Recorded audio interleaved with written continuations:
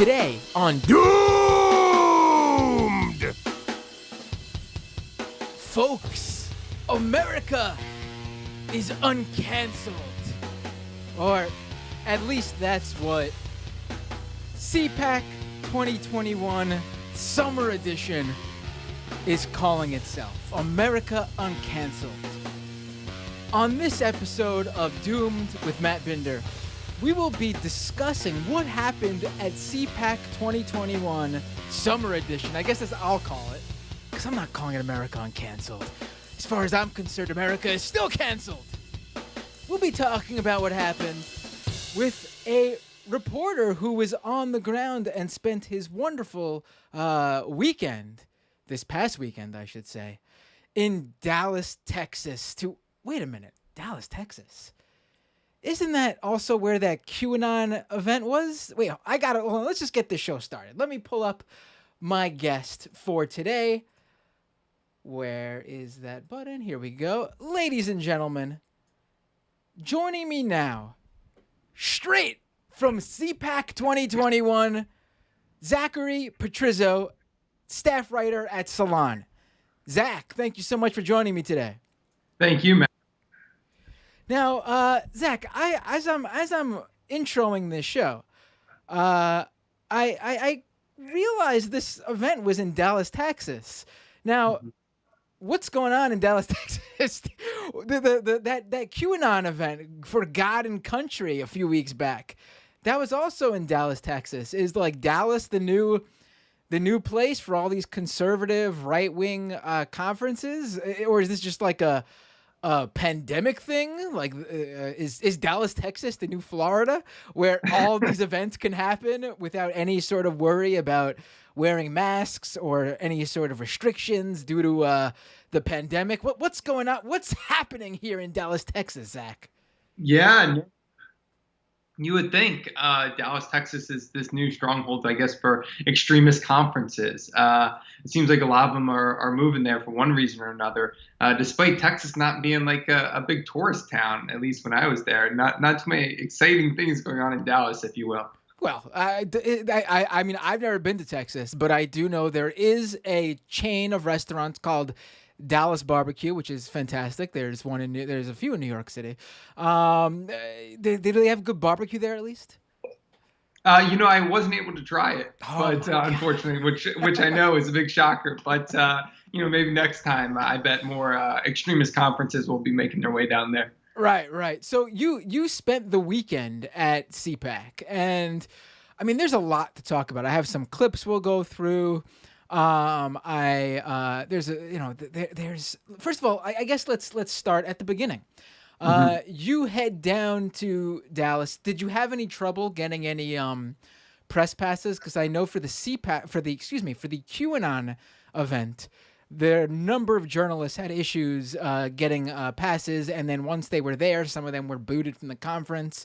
From my own, it's been a few years since I've been to CPAC, but I have attended CPACs when they were in the Washington, D.C., Virginia area. And I will say this, credit where it's due.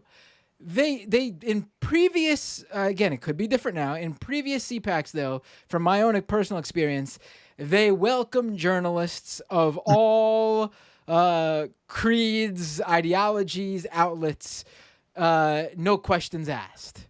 Yeah, no, that was the case this time too. I would say credit to CPAC. Unlike Turning Point USA, which has this thing where they're not welcoming of journalists for one reason or another, CPAC always does. But I think the other issue at CPAC is, extremists, at least this past weekend, really threatening journalists, going out of their way to kind of, dox journalists, things of that nature. So that was more the problem this past weekend. Got it. So you were welcome there at CPAC. Well, regardless of maybe certain individuals who we'll get to in a second who yelled at you. Oh, sure. Yes.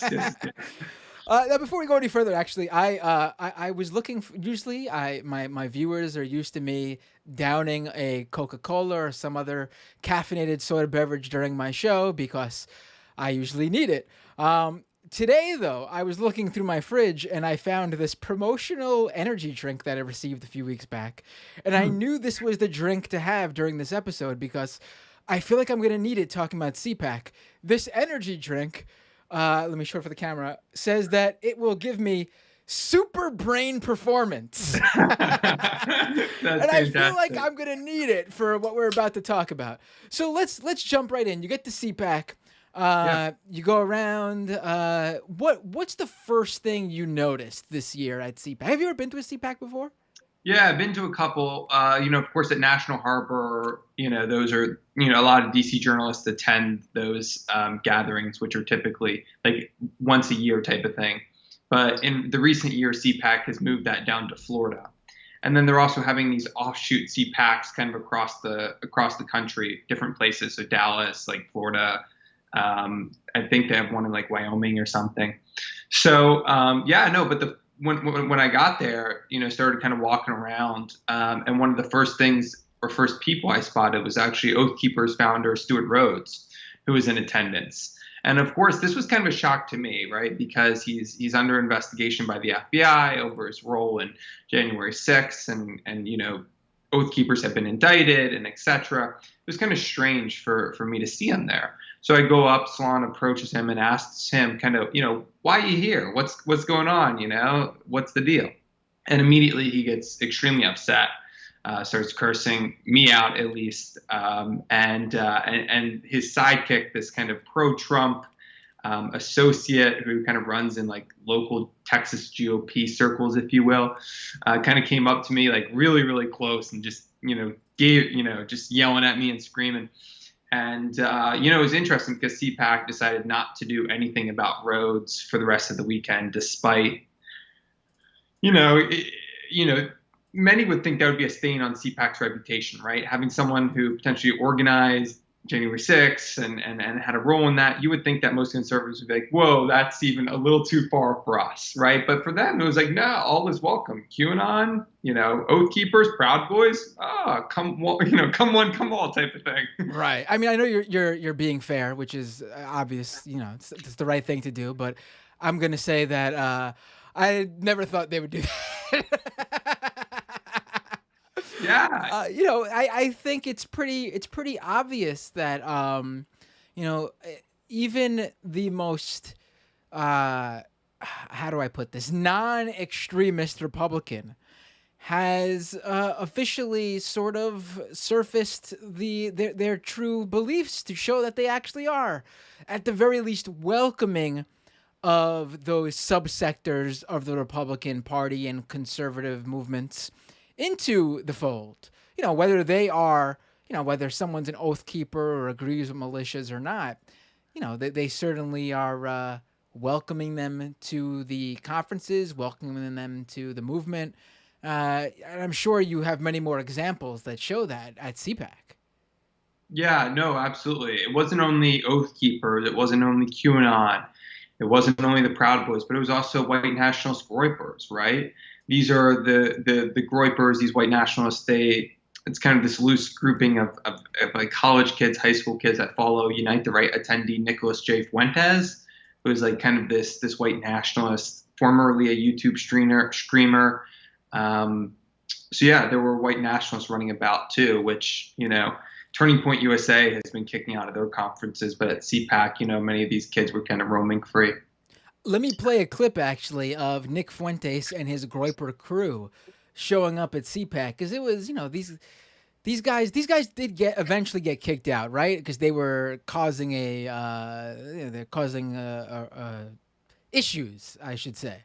Well, it was Fuentes. I mean, kind of got kicked out, but many of his kind of like groupies, if you will, hung out at CPAC throughout the weekend. And of course, I don't know if this is the video, but Nick Fuentes, right when he saw me when he was coming into CPAC, kind of swarmed me and started yelling "Groyper" and all this type of stuff. But let's play this clip. Let's do it. Groyper, Groyper, Groyper, Groyper. Oh, there's Nick Fuentes.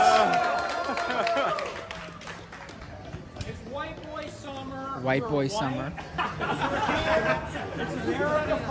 I was just telling everybody, we're doing a press conference at 5 p.m. at the Sheraton Hotel, which is like across the street. I'll be giving my most unchained speech ever. Okay, so they ended up doing their own separate CPAC thing, and here they are coming into the event. Mm. America first! America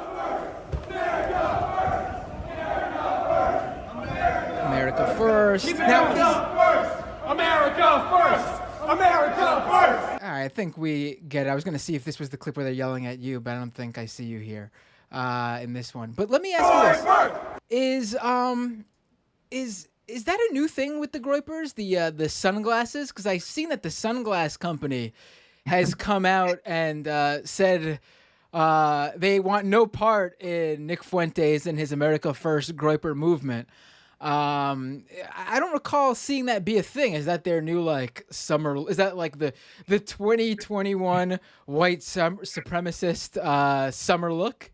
Yeah, Pit Viper, that sunglass company, the kind of these large sunglasses that these white nationalists have kind of started wearing in bulk, if you will.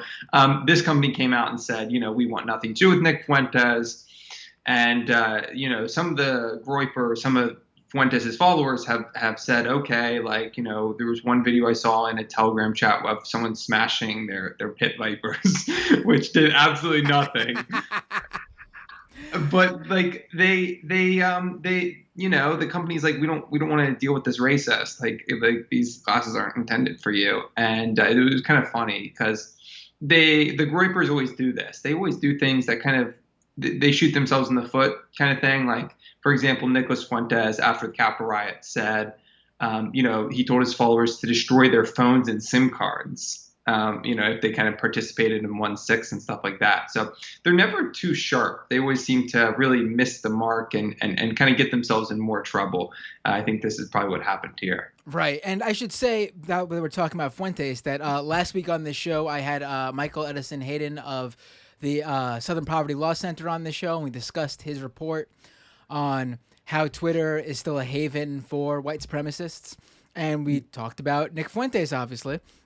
Talked about Nick Fuentes on the show a lot, actually. Well, maybe more than others. But literally less than 12 hours after the show went off the air last week, Nick Fuentes was booted off of Twitter. So Michael Edison Hayes with that report that I believe was at least a push for people at Twitter to at least take a look at Fuentes' account and see what they were. Not that they didn't know, but they probably felt the pressure.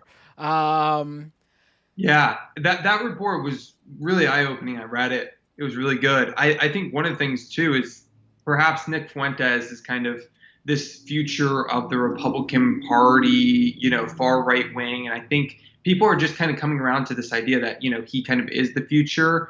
And, I think more and more coverage is kind of devoted to it, in part maybe because of that. Right.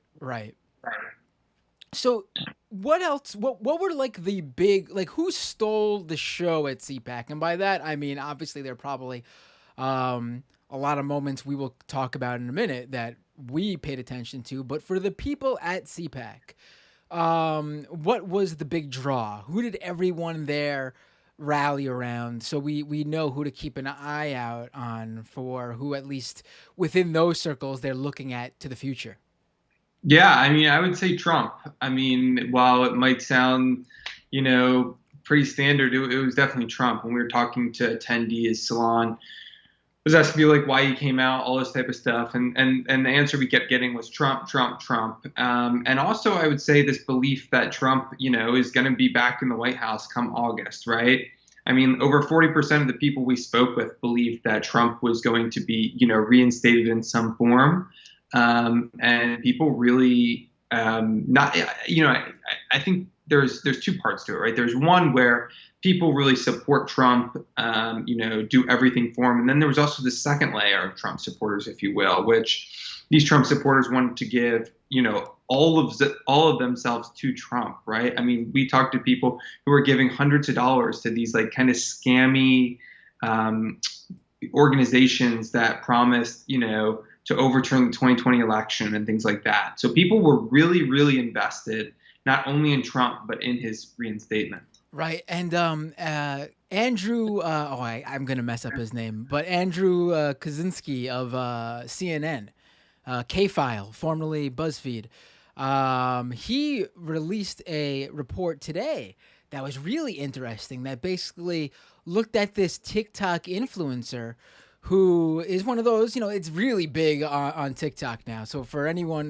this type of stuff. So for anyone who thinks the youth of America, the Zoomers are going to just come in and fix everything, you should take a look at some of these guys. But he did this report on this individual who shows off his wealth and claims he's like, an influencer or something like that. And he looked into him. This guy runs 2 Trump super PACs that basically just funds himself. They've raised something like over $4 million. He's paid himself almost 1 million of that 4 million, and the rest of that money has been going into marketing and robocalls to just keep that cycle perpetuating. Wow. Yeah. And I believe he actually said that they couldn't find any money that actually went to Trump. Now, obviously, if you're it's good that the campaign didn't get any money, but at the same time, the purpose of these PACs are to put money behind candidates to support certain political causes, and obviously, that's not what happens. Yeah, no, I mean, when we talk about the grift was full. I mean, it was alive and working well at CPAC. CPAC's not a cheap event to attend either, right? It's like $350, $400 for one person. So you're talking about a couple, upwards of $800. So people were spending a lot of money. From what I could tell, the QAnon shirts were overpriced. They weren't $17; they were $25. So there was a lot of money being passed around. There was one donor that Salon spoke with that paid over $20K for that weekend alone. So plenty of money. I would say that it wasn't only CPAC getting the money, but, also the politicians that were kind of smoozing with these donors. There were probably checks being cut there too. Right. I will say this though. I think if you have an opportunity to go to CPAC, you shouldn't pay to go to CPAC. If you have the opportunity to get a press pass to go to CPAC, you should go though, because I think it is. I know from when I went, I would talk to just like regular quote unquote people who are there. I mean, obviously, there is a specific type that goes to CPAC because you have to obviously afford the ticket price. How much were tickets this year? I think it was right around $300 per person. Yeah, so that's actually for these type of conferences. I believe that QAnon one was like $500 to $1,000, depending on like what tier you got or whatever. So I guess affordable for a conference, but also expensive for regular people. You got to pay for traveling and hotels, but it is an interesting place to talk to people who aren't necessarily inside the conservative movement, like a position of power. Like, people who have a little bit of money to spend, some people definitely would like save up and this would be their vacation, I noticed, for certain individuals. But people who aren't in on the grift, the victims, the people who are actually being, this stuff's being marketed to. Because I spoke to some of them, and it's really interesting to hear their takes. Like, I had one lady try to tell me like how important it was to reach out to the youth. And, she remembered a funny moment. She remembered back when she was a millennial, not really realizing that millennials are a generation and not just like the term for young people. Like, she was someone who was like a boomer age. When she was my age, she was still a boomer. She wasn't a millennial. That's funny. No, you should. I mean, I would say, look, if you're a student too, I know there are discount prices and stuff like that. But, I would say that the thing about CPAC is, I think from a journalistic standpoint, you get to talk to a lot of people that are like, your average Trump supporter, but you're really invested average Trump supporter in a way that, perhaps you wouldn't find elsewhere. I would say the Trump supporters that do show up are really, really dedicated and like are willing to do anything, even if it means like, instead of paying for like a mortgage on their house or whatever have you, like they're going to put going to CPAC and like ahead of any other commitments. Like it's really like it's a deep sense of like I have to do this type of thing. I mean, I talked to one person and they'd gone to like 7 CPACs in a row or something, and it's like really like a strong sense of having to go. Right. Now there was an incident I was reading about. Maybe you could shine some more light on. What was the deal with this official / unofficial Matt Gaetz, Alan West speaking engagement that happened at CPAC, or not technically at CPAC? Yeah, there was a lot of confusion around this one. We tried to unpiece it the best we could at Salon. We wrote that, CPAC officials had basically told this right-wing event where Alan West and Matt Gaetz were speaking that the event wasn't official.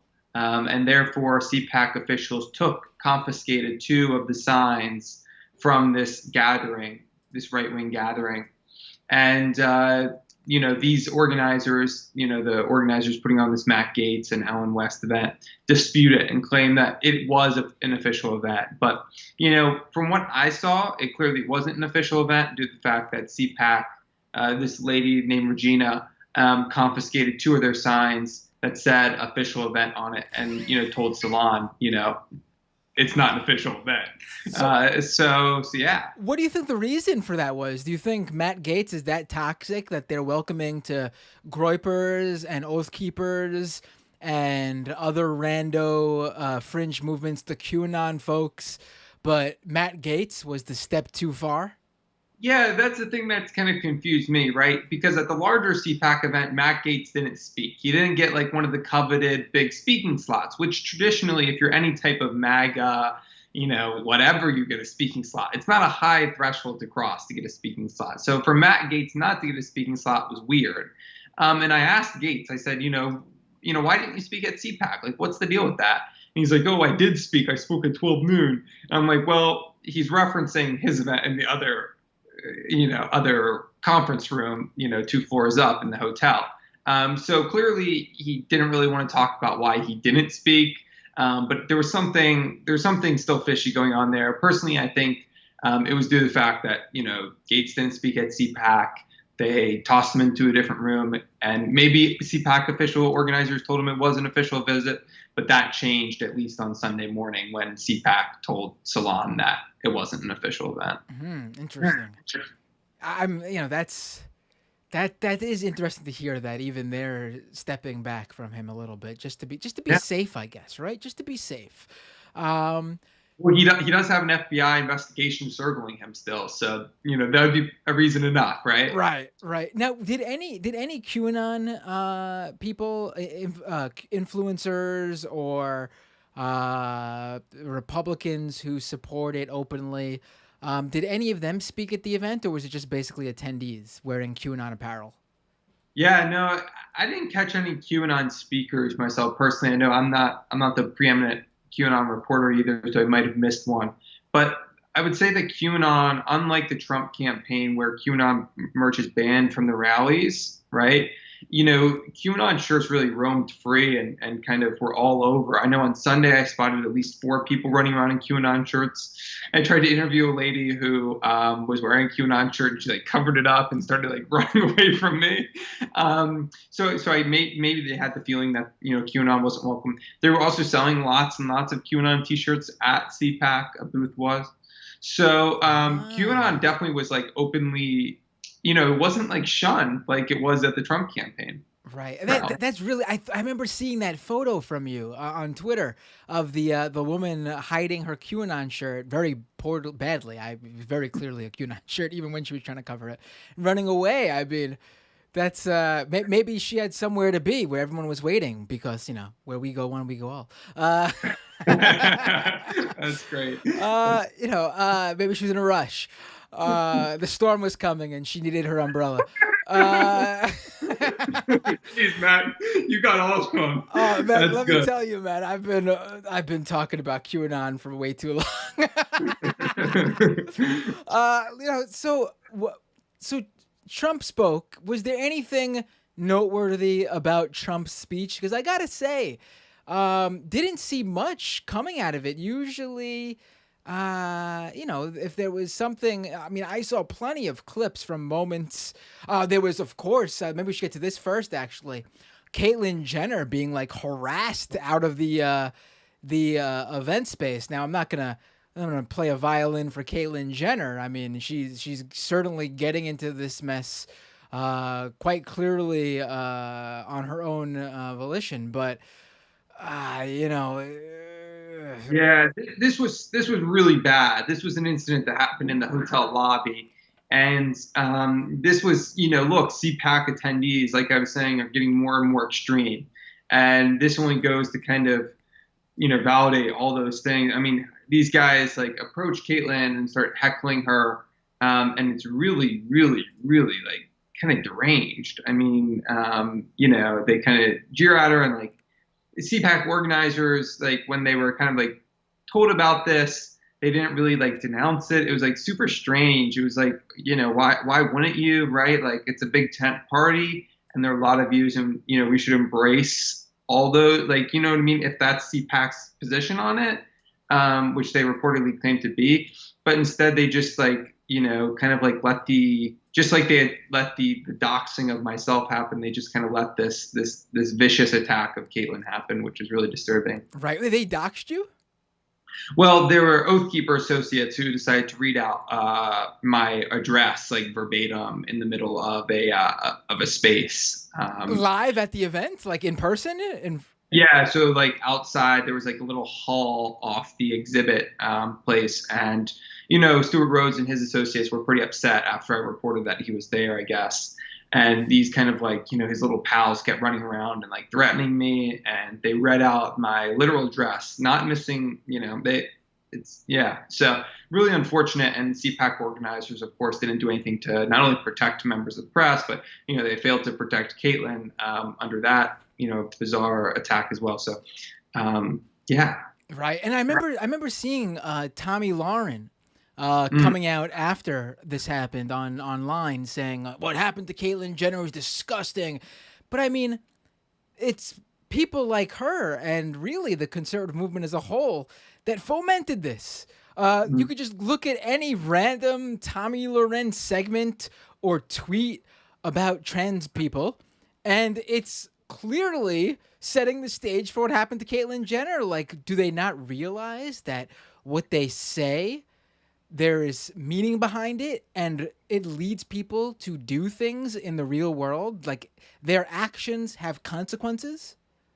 Yeah, no, absolutely. And I saw even like Candace Owens responded to Tommy Lauren, I think something along the lines of like, she needs to read the Bible or something. So there's just there's a lot of hate directed at Caitlyn Jenner. There was also an attendee who I spoke with who said like she shouldn't even be allowed at CPAC. He was like part of this like faith something. But clearly a lot of CPAC attendees were split on it. For example, RSBN, that right side broadcasting pro-Trump network, interviewed Caitlyn and really wanted to air her views because they believe, it's the way that they could possibly win California, and they really, think she's a viable candidate, I guess. Right. Not going to happen. Big split on that. Right. Not going to happen. But yeah, I mean, it is something to see, because usually, at least today, the year 2021, conservatives will play that identity politics card they love to complain about when it's a minority group who's conservative. They will put that black conservative, that LGB, I'm not going to say T because clearly we're not there yet, that LGB candidate up on the pedestal. Oh, look, we have a gay Republican, and if they can have conservative values, then more gay people should. They always take whatever minority conservative there is and turn them into a mini little celebrity within conservative circles. But I guess we're just not there for most of these people, for trans folk. Mm-hmm. Yeah, no, it's kind of unfortunate. I mean, there is, at least at CPAC, there was plenty of bigotry kind of all over. I know it wasn't only Caitlyn, but like just the booths that were up, some of these like freedom groups that bill themselves as these religious strongholds or whatever have you, where they're like, trans people aren't people, all this type of stuff, really hateful stuff. I mean, that really, you would think in a modern day Republican Party perhaps wouldn't be the case. There'd be a sense of, inclusion and understanding, but clearly, it goes to my point of more radicals being at CPAC than ever before. Right. So let's get to this clip. It's a little bit long, but it's about 3 minutes. But I think it's a good one, and it involves you, and it involves everybody's favorite pillow salesman, Mike Lindell of My Pillow, and I thought it was really interesting interaction. So let's play this, and give me 1 second to pull it up, and let's see how it feels like to get yelled at by a pillow connoisseur. These are lawyers. The Supreme Court is there to protect our country. Have you watched Absolute 9-0? Let me ask you first for a little bit of setup here. Now he's at the press row, right? This is his own show, Lindell TV. Yes, this is the exhibit hall, and they had kind of set up this booth on this last day. Mike Lindell said he was coming in on Friday, Saturday, but he ended up just coming in on Sunday of the conference, and came right in and took a seat and started doing this. And long story short, this video, kind of what leads up to this video, I was walking kind of by the booth, and I think Lindell had kind of noticed me, and I said, "Oh, hey, Mike, what's going on?" And then of course I kind of became the entire segment, if you will, as we'll see here. And I don't know if you can hear my questions, but I'm more than happy to share what I said. I do want to comment on that logo behind Mike Lindell for Lindell TV. Now that is something. You got the American version of a really weird version of the American flag with a TV set on top of it that says Lindell TV. First of all, if anything says desecrating the American flag, I gotta say it's putting a TV set logo with Lindell TV on the inside superimposed over the flag. But anyway, the real disturbing part to me is this weird cross logo that's integrated into the flag. It's giving off some really strong like KKK vibes, if you ask me. Really, it is. Ooh, it is not a good look, I'll say. But let's get back to this clip.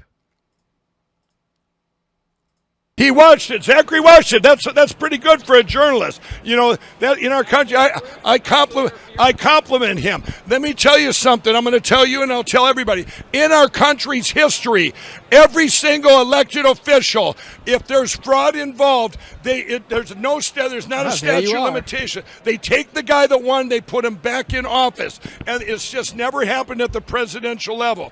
Not to interrupt again, but I got to ask you, Zach. Did you really watch his documentary, or did you lie? No, all what is it? 4 of them now. So we have absolute proof, absolute interference, absolute cover-up, and I'm missing one. Oh, absolute 9-0, buddy. Oh, absolute 9-0. Of course, I should have remembered. Come on, get on it.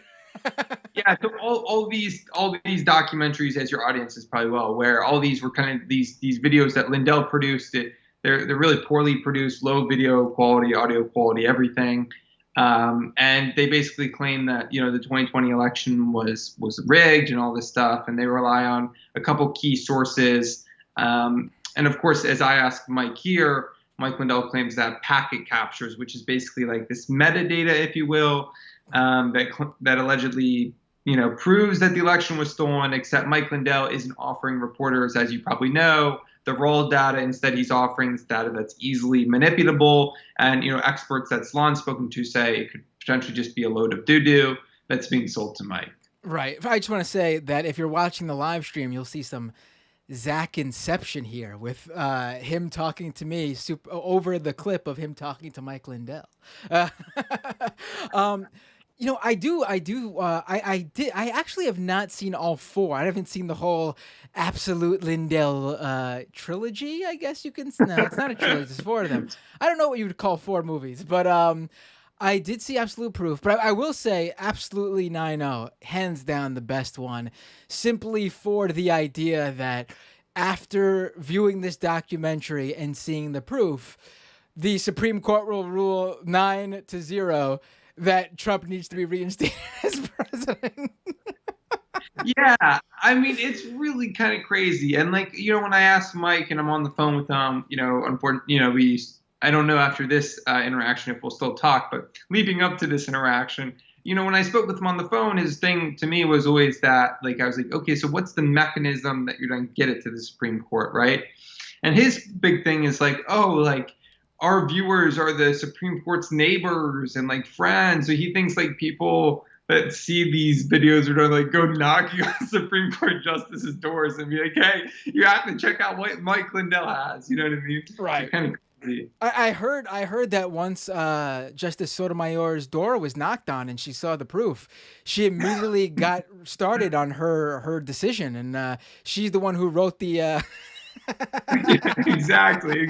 She's the one who wrote the opinion to reinstate Trump herself. She couldn't even believe it. Let's go back to this clip because it is fantastic. We're doing a quo warranto after the whole world sees on the 10th, 11th, and 12th that we have the packet captures for the whole election, and they're going to go, whoa. And then the Supreme Court will vote 9-0 to pull this down. And you consider, go, come on, Mike. You know what? I'm just telling you that what's going to happen. And if it doesn't happen, if they don't watch it, that's where the whole public's going to go. You have to protect our country. You have to protect our country. If they don't do it, then you got states like Arizona. Right now, the audits are done, or they're getting done. Georgia, Wisconsin, Michigan, Pennsylvania, all them audits will be done. When they find, like, I don't need them. I don't need those. I'm just telling you, when those come. What did you say there? So there I was telling Mike, I told him, like, because one of his things is that he doesn't need the audits. So I was confused on why because Mike claims that he doesn't need like these audits that are happening in states because he has these packet captures. So I was just trying to understand why the audits were being brought up. Got it. Two, that's just let me explain this. He's got a good point. With the packet, captures, everybody. Now, right? You kind of diffuse him a bit. He gave you props though. He said, "Great point." Yeah. I try to understand Mike. Yep. No, Brandon, I know. I'm leaving in 2 minutes, right? And you guys, I'm going to tell everybody really quick. I'm going to tell everybody really quick. The packet captures we have, we do not need those audits, but if you have the packet captures, which we do, but if you didn't have them, all them audits are going to prove the exact same thing. So you have two things here. You have two pathways to pull this election down, and it's getting pulled down. So, but I got to go, everybody. I got my good friend Ben Carson coming here. Sorry, Zachary. I'm getting because Ben Carson's coming in here. All right, folks, we're going to go to and I'll come back. Are you going to be here this Carson. afternoon? Come on in, Dr. Are you going to be here this afternoon? Come on in. We'll have you sit right here. I will say he certainly was loving come on in here. you being there. My good friend, Mr. Ben Carson. God bless you, sir. Ben Carson sitting down to Mike. Do you have any interaction with Ben Carson? All right. I did not. No. Is he going to still yell at you? Yeah. So right now he's yelling at me that I'm single-handedly destroying the country. Oh, are we going to hear him say that? I missed this part. Perhaps. Maybe. We'll see. Let me listen here. See you. Oh, absolutely. How are things going? Good. I think we're live right now, but they're still shooting some of this over here. They can't figure out which they want to cover. Me interviewing you or him fighting with the press? Yes, go right ahead. Get in your face.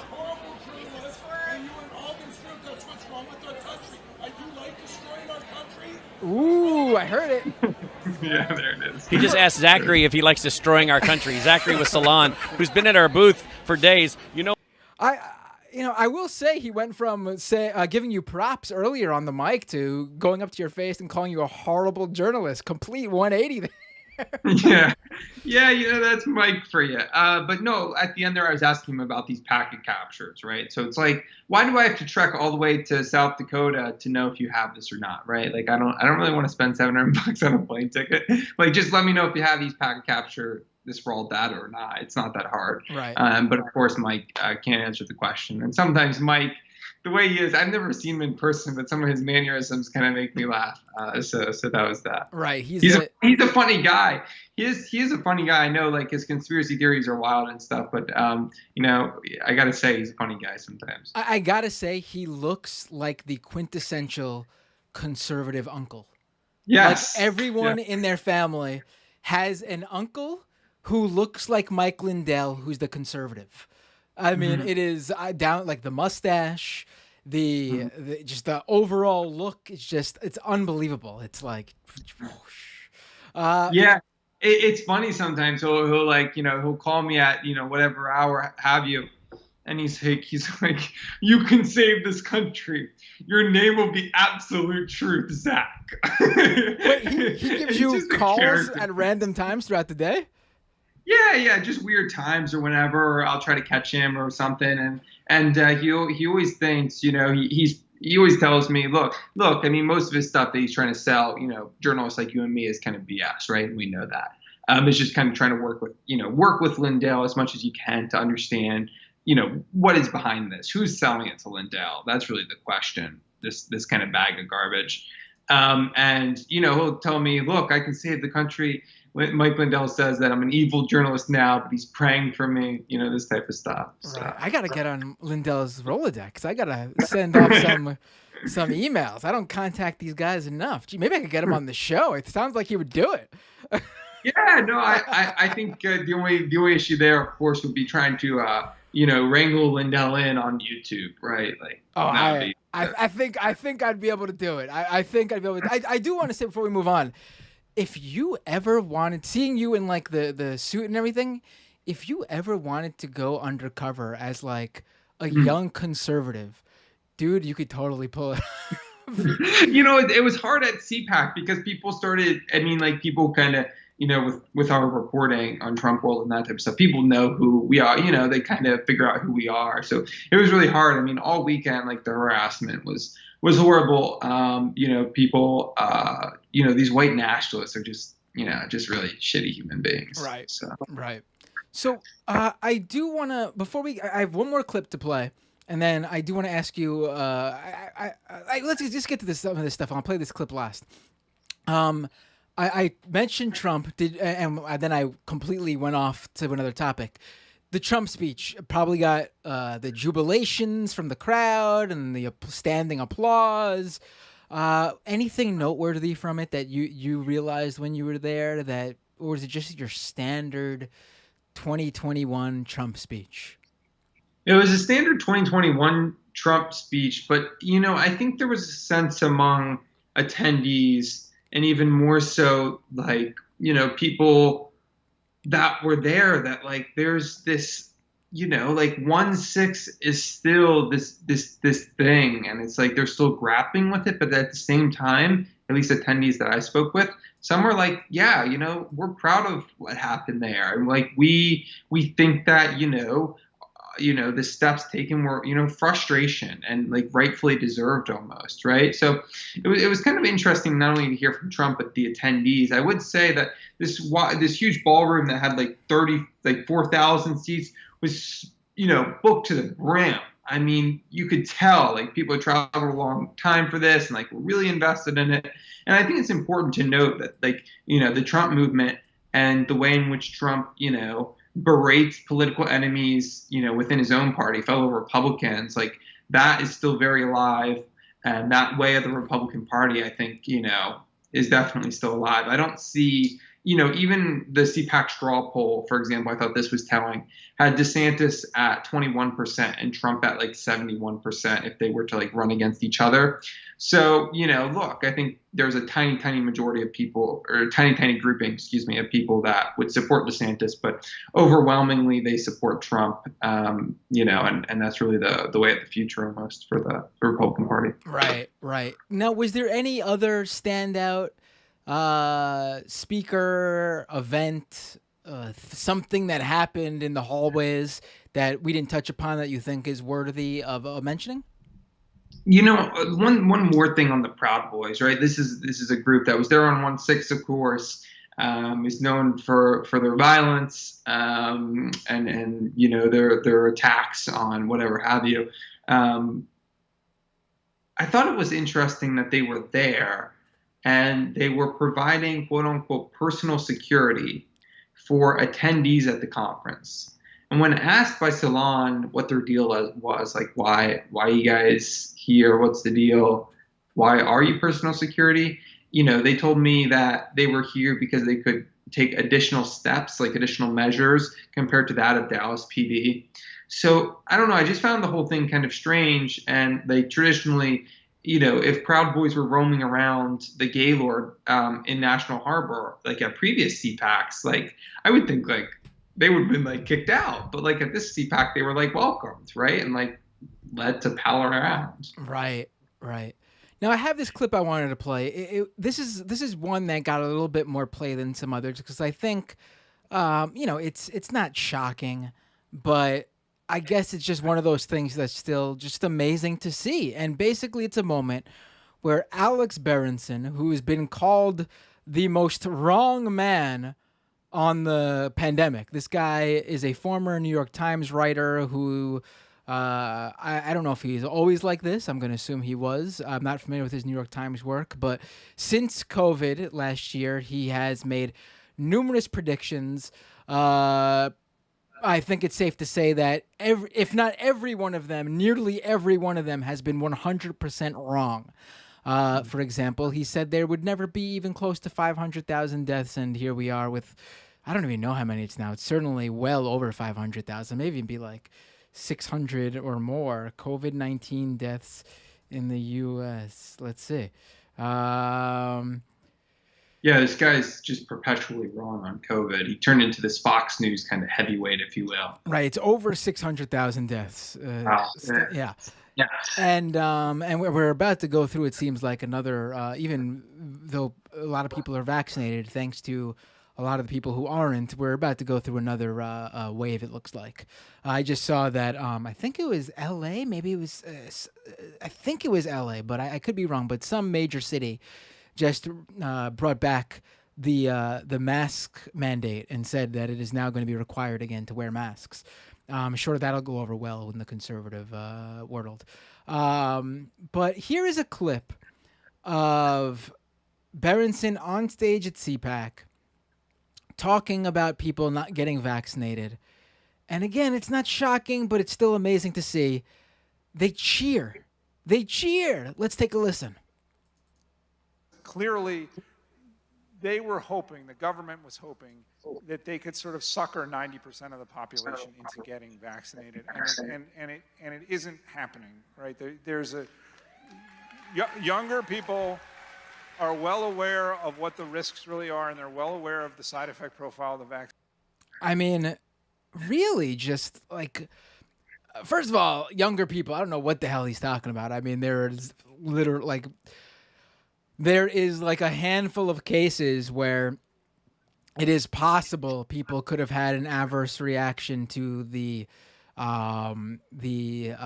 vaccines, but we're literally talking about out of millions upon millions upon millions who've taken this vaccine, we're talking about maybe a few hundred, maybe low thousands, like and again, they're not even sure exactly if you can attribute all these adverse reactions to the vaccine. It's just people who get vaccinated, then something happens and they claim that it had to be the vaccine. Now, I'm not saying there aren't cases where the vaccine did cause some sort of side effect issue.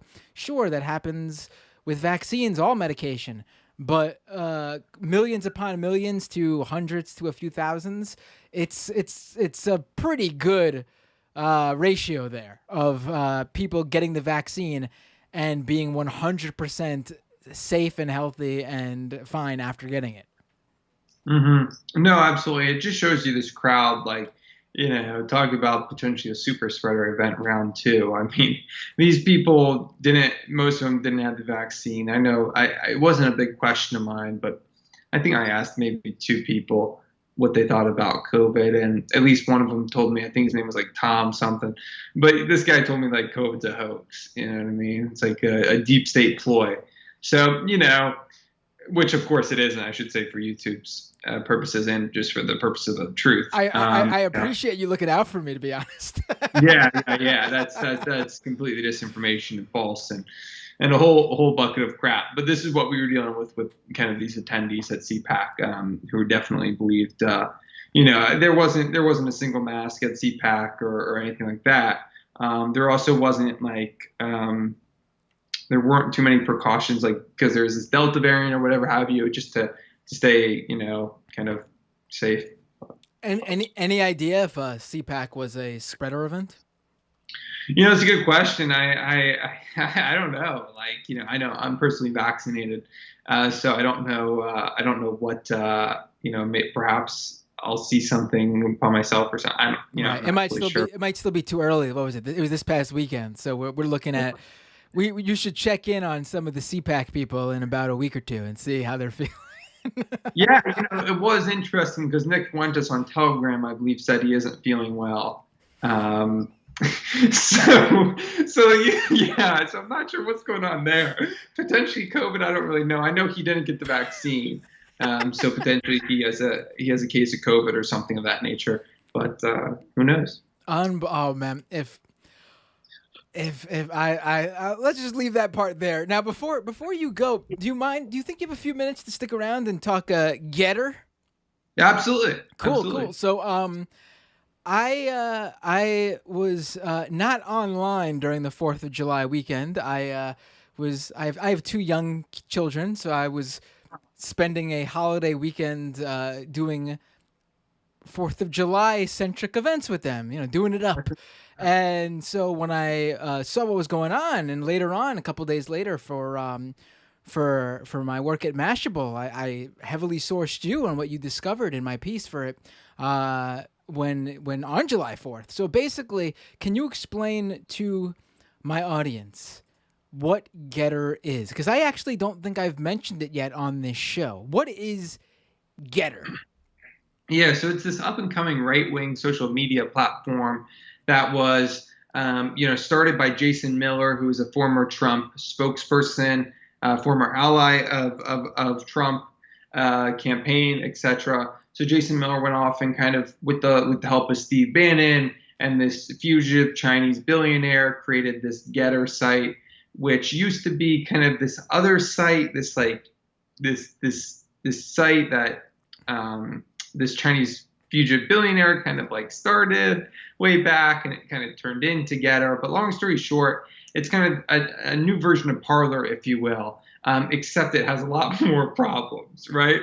And so it's just the on July 4th, I believe it was the morning that this platform was first hacked.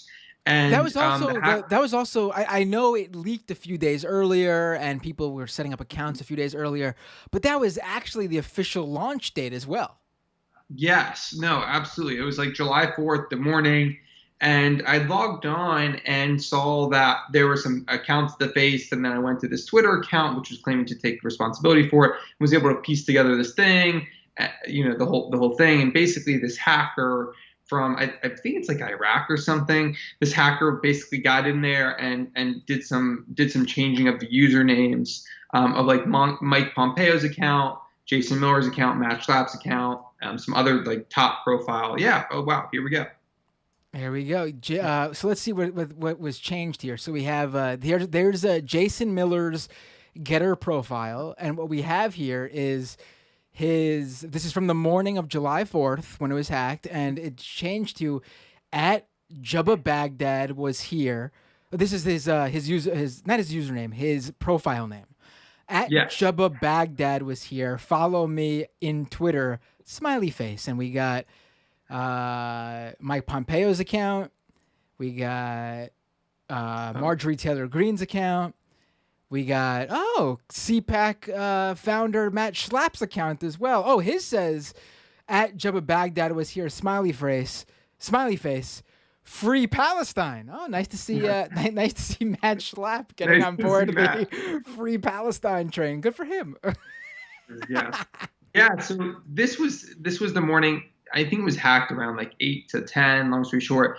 Getter ended up getting control of this hack and kind of fixing it. But the hacker I spoke with that who carried out this hack at least says that the site, even to this very day, checked in with them maybe 2 days ago, they have some serious like server bugs and some issues. And the site is just a complete mess. First, it was like grifting off of Twitter. So it was like taking people's Twitter followers and like pulling them in and mashing them with the Getter follower account. Now the site is overrun with Sonic the Hedgehog, like furry porn. So it has that issue. People are complaining that it's like glitchy and stuff. So it's just kind of another one. Like, look, we had Parler, we had Gab, we had Frank's speech, which never got off the ground. We had like all these right-wing social media sites that just fail, right? Right. Right. Now, what's interesting is you mentioned how the site was originally something else. I feel like this is, I mean, I know Parler was created by a guy who has that ideology. So it's not surprising that someone who feels that strongly about the conservative movement would build something like this from the ground up. Same with Gab, obviously. But I feel like what's happened with Getter, where it was something else, and then some, business guy was like, oh, there's a real opening here to like appeal to conservatives. I feel like that's going to happen with Rumble as well, if it hasn't already, because Rumble is like their new YouTube. And this was a site that's been around for a long while. It was never really politically oriented. And all of a sudden, they're promoting all these right-wing accounts. They've got Trump officially on there. The first account Trump's opened on a alternative social platform since he was banned from Twitter and suspended on Facebook. They're certainly opening their welcoming these guys with open arms because they see an opening here to make some money, it seems. Yeah. No, I think one of the big things, at least with Rumble too, is like Dan Bongino came on as an investor in Rumble. And I think that also helped to kind of shift their political focus to right-wing causes and stuff. And look, it's very lucrative. I mean, when you have Trump on there, and there are, there's 400,000 people on there. It's a lot of ad revenue, et cetera. But one thing, I did talk with a family at CPAC, like a family, and they had said that they no longer watch Fox News. That was one of the big enemies at CPAC, which was kind of striking to me. But, people hated Fox News there. There were these lanyards that people were wearing with like their badges on them, if you will. And one of the little stickers on one of the badges, it said Fox Nation on it. And people were like taking off their badges and getting all upset. And there was even like a protest planned of people to drop their badges because they hate Fox and Fox Nation so much. Wow. So there was a lot of hate. Didn't I think I saw this going around? Didn't they accuse Fox Nation? Maybe they really did this. I don't know. Didn't they accuse Fox or Fox Nation of? For people who don't know, Fox Nation is Fox News's like over the top video platform, like their version of like Netflix or HBO Max. It's like for extra Fox News content that's only available on this streaming network. Yeah, that's right. There's extra Fox News content that isn't available on the Fox News channel. Right. That they claim that Fox cut when someone was talking, and I think it was one of those former local news reporters who was formerly on like a Fox affiliate who went rogue on air for a Project Veritas hit. Yeah. I mean, surprising that they would do that. I can't believe Fox wouldn't promote one of their former local news reporters on one of their affiliate stations who live on air went against the company and tried to expose them. A real shocker there. Mm-hmm. Yeah, this is the work of notorious journalist James O'Keefe's group, Project Veritas, who basically, kind of had this lady, this whistleblower who was a weather person of sorts at a local Fox affiliate, and she claims that she was being kind of censored, her political views or what have you, and she couldn't talk about certain things and all this stuff, and Fox, basically, probably it's some low-level person who cares type of thing. But of course, James O'Keefe from Project Veritas have kind of blown this thing up, and that was kind of the grievance, right? Like, why isn't Fox addressing this really serious local issue? So, Fox, their own supporters were kind of eating themselves. It's kind of like an eat your own situation where they're dealing with problems from within. So it's kind of funny to see that turn on one another. Right. I will say, getting back to Getter for a second, I will say this. Yeah. I appreciate that they I don't know if they did this for you as well, but apparently, being that so much of their content is from Twitter, they reserved all the verified accounts on Twitter on their own platform. So when I went to set up a Getter account, because I'm on Parler, I'm on Gab, you gotta be. Sure. Rumble as well. I went to set up my account and it said it was already reserved. I was like, thank you.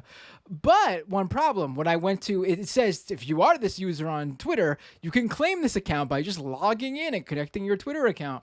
When I attempted to do that, it didn't work. So I can't get on Getter. I'm accidentally, because obviously, as we know from that hacker, it's such a well-oiled machine. Mm-hmm. That they're not letting people who they've reserved accounts for grab that reserved account. Of course.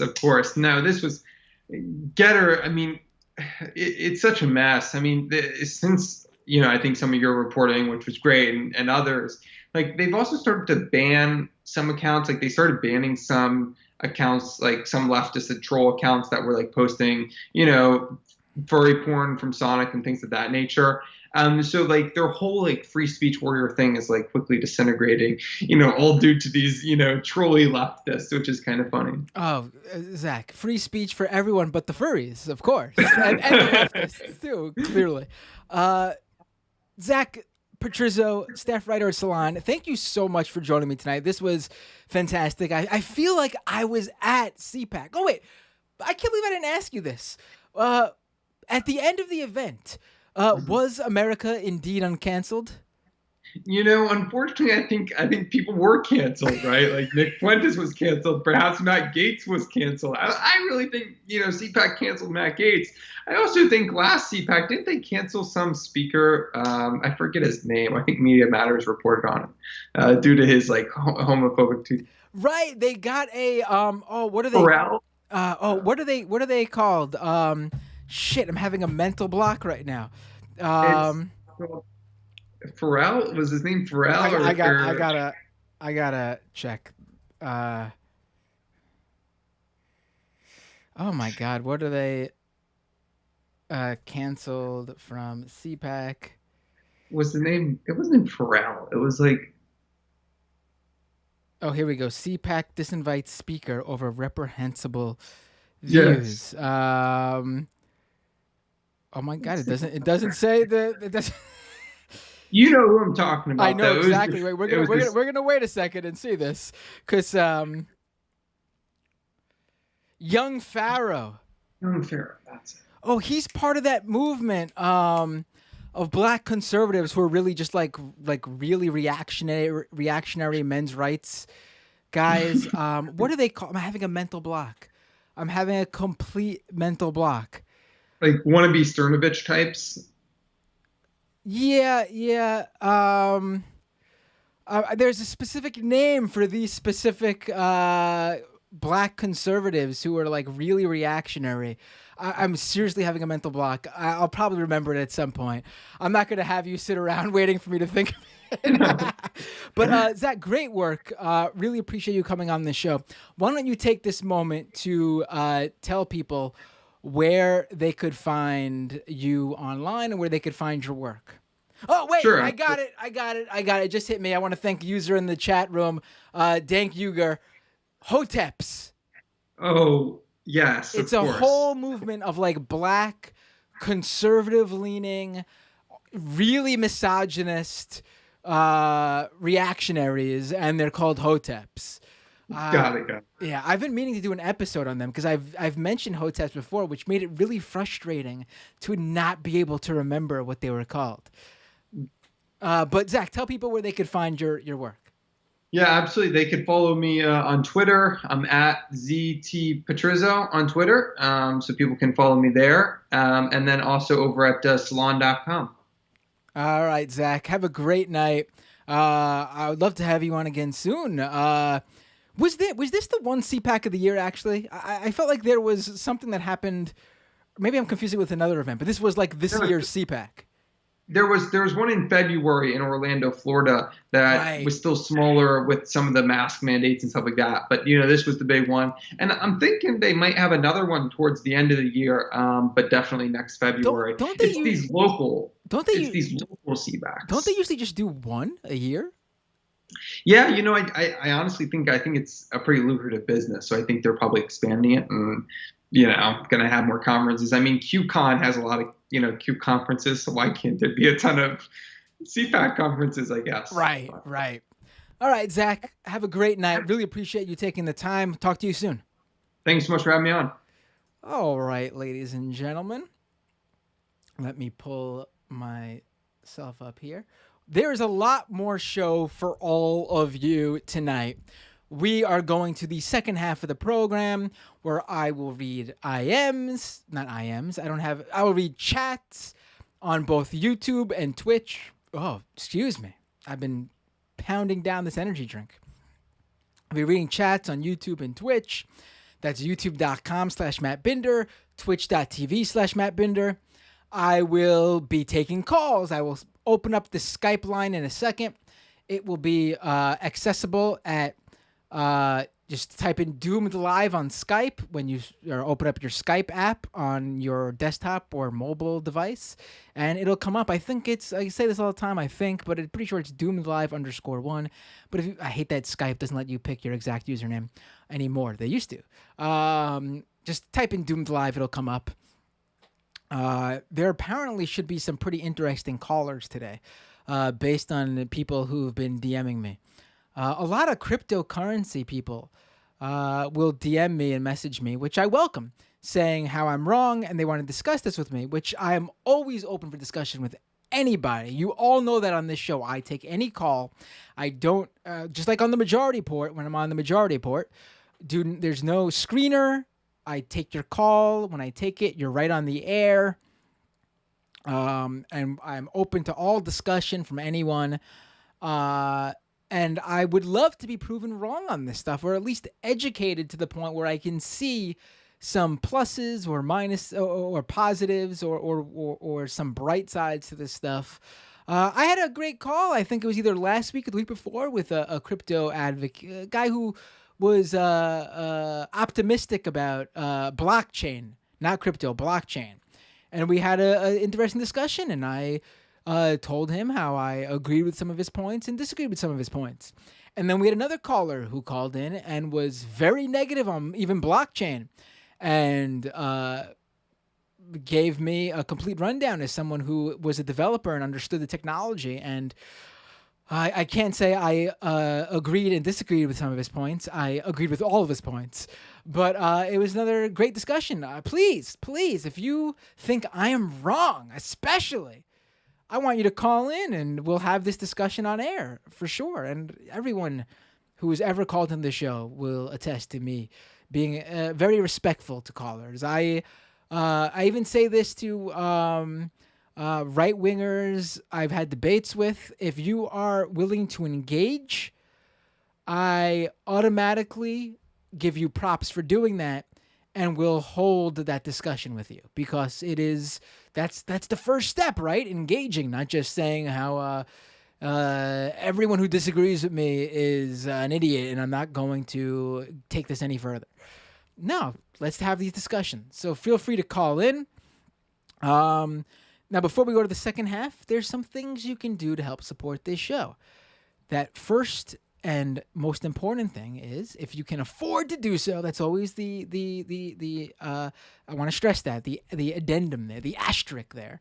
If you could afford to do so, the italicized part, I should say, patreon.com/MattBinder.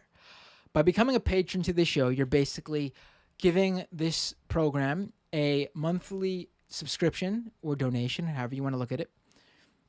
And it honestly keeps this show going. I could not do this show.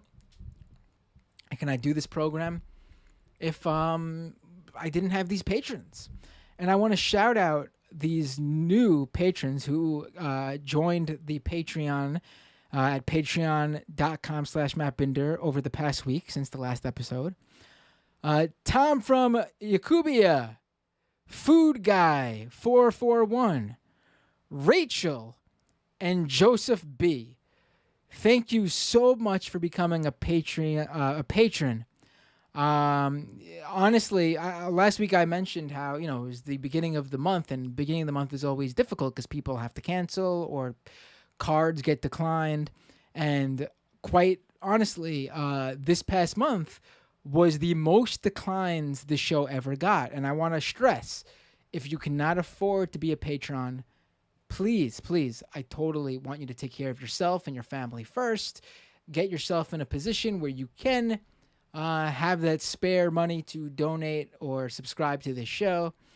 This is always an appeal to people who are fans of this program, can afford to become a subscriber, and just haven't done so yet.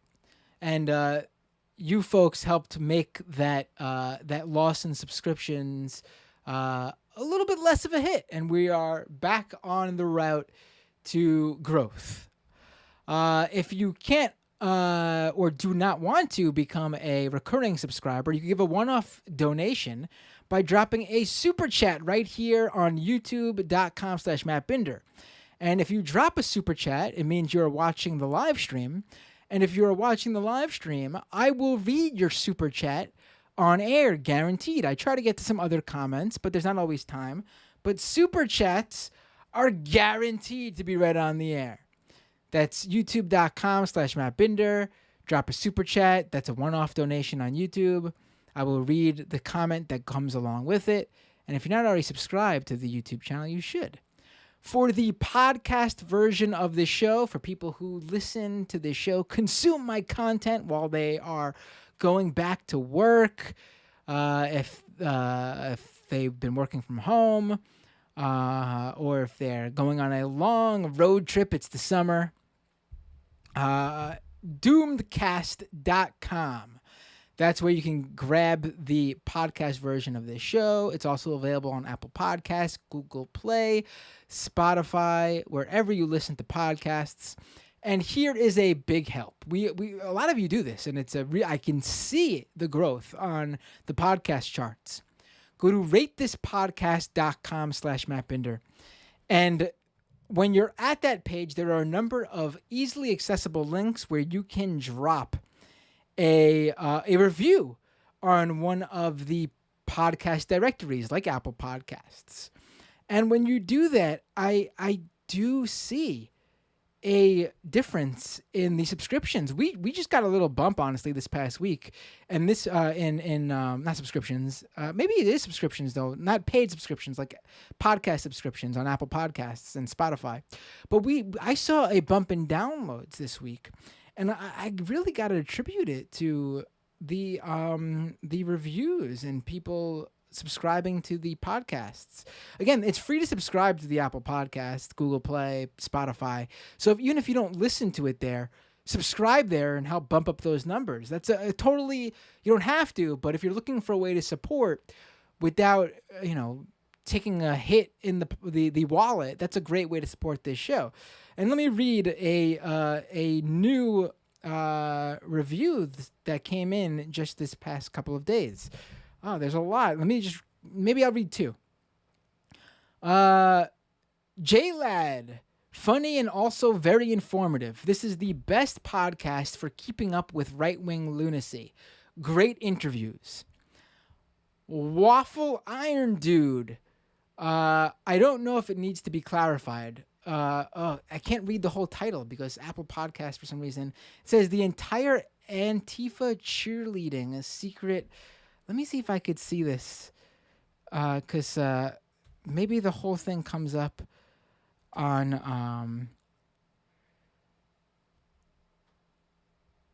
Apple Podcast. Let me see. Because it's a good... Oh, here we go. The entire Antifa cheerleading secret spy squad supports this podcast. I don't know if it needs to be clarified. The title is a distinct stew of parts, but those who truly can't parse these delicate words Antifa, who is definitely not just one person trying to fight off mental illness brought on upon our overly complicated world, truly supports this podcast. Yours truly, Jack Provolone. No idea what exactly is going on here, but it is. I was given a 5-star rating there. So you could have fun with it. Leave whatever written review you'd like. It could be short like the first one. It could be rambling and completely all over the place like the second one. Just have fun with it if you'd like, and leave a review. What else can you do to support this show? Oh, follow me on Twitter or wherever you are on social media. Just search Matt Binder. I'll come up on Twitter. I'm at Matt Binder. On Instagram at Matt Binder. What else? What else? I'm sure I'm thinking of other things, but that's all I'll drop on all of you today. Patreon.com/Matt Binder. YouTube.com/Matt Binder. Twitch.tv/Matt Binder. I'll be doing. I'm probably gonna do an extra stream this next week and see how that works, because I want to give you guys more content. So follow me on social media to keep on top of all this when I'll do that offbeat stream. And otherwise, stick around for the second half of the show. I will take an extremely short break just to refill my drink and grab some soda.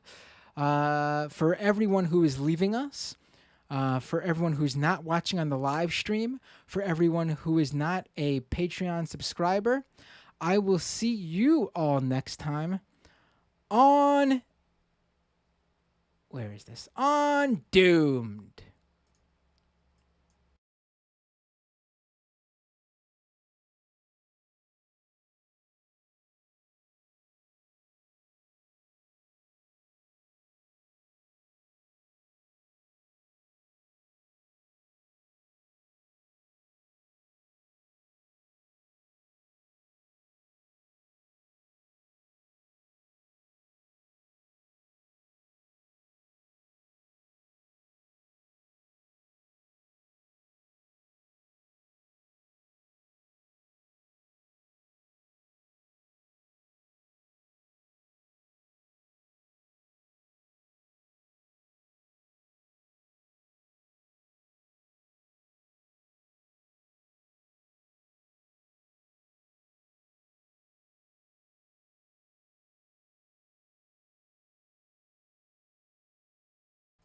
We're back. Give me 1 second.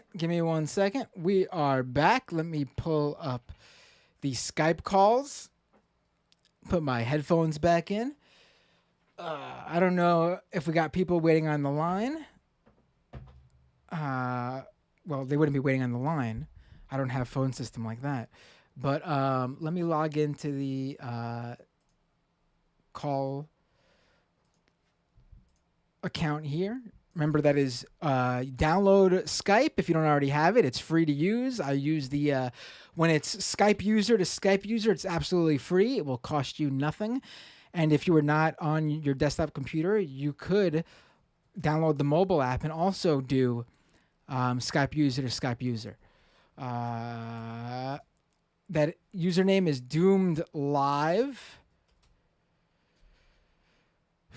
Got some stories to hit.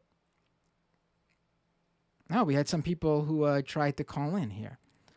Let me let them know that I will be taking their calls.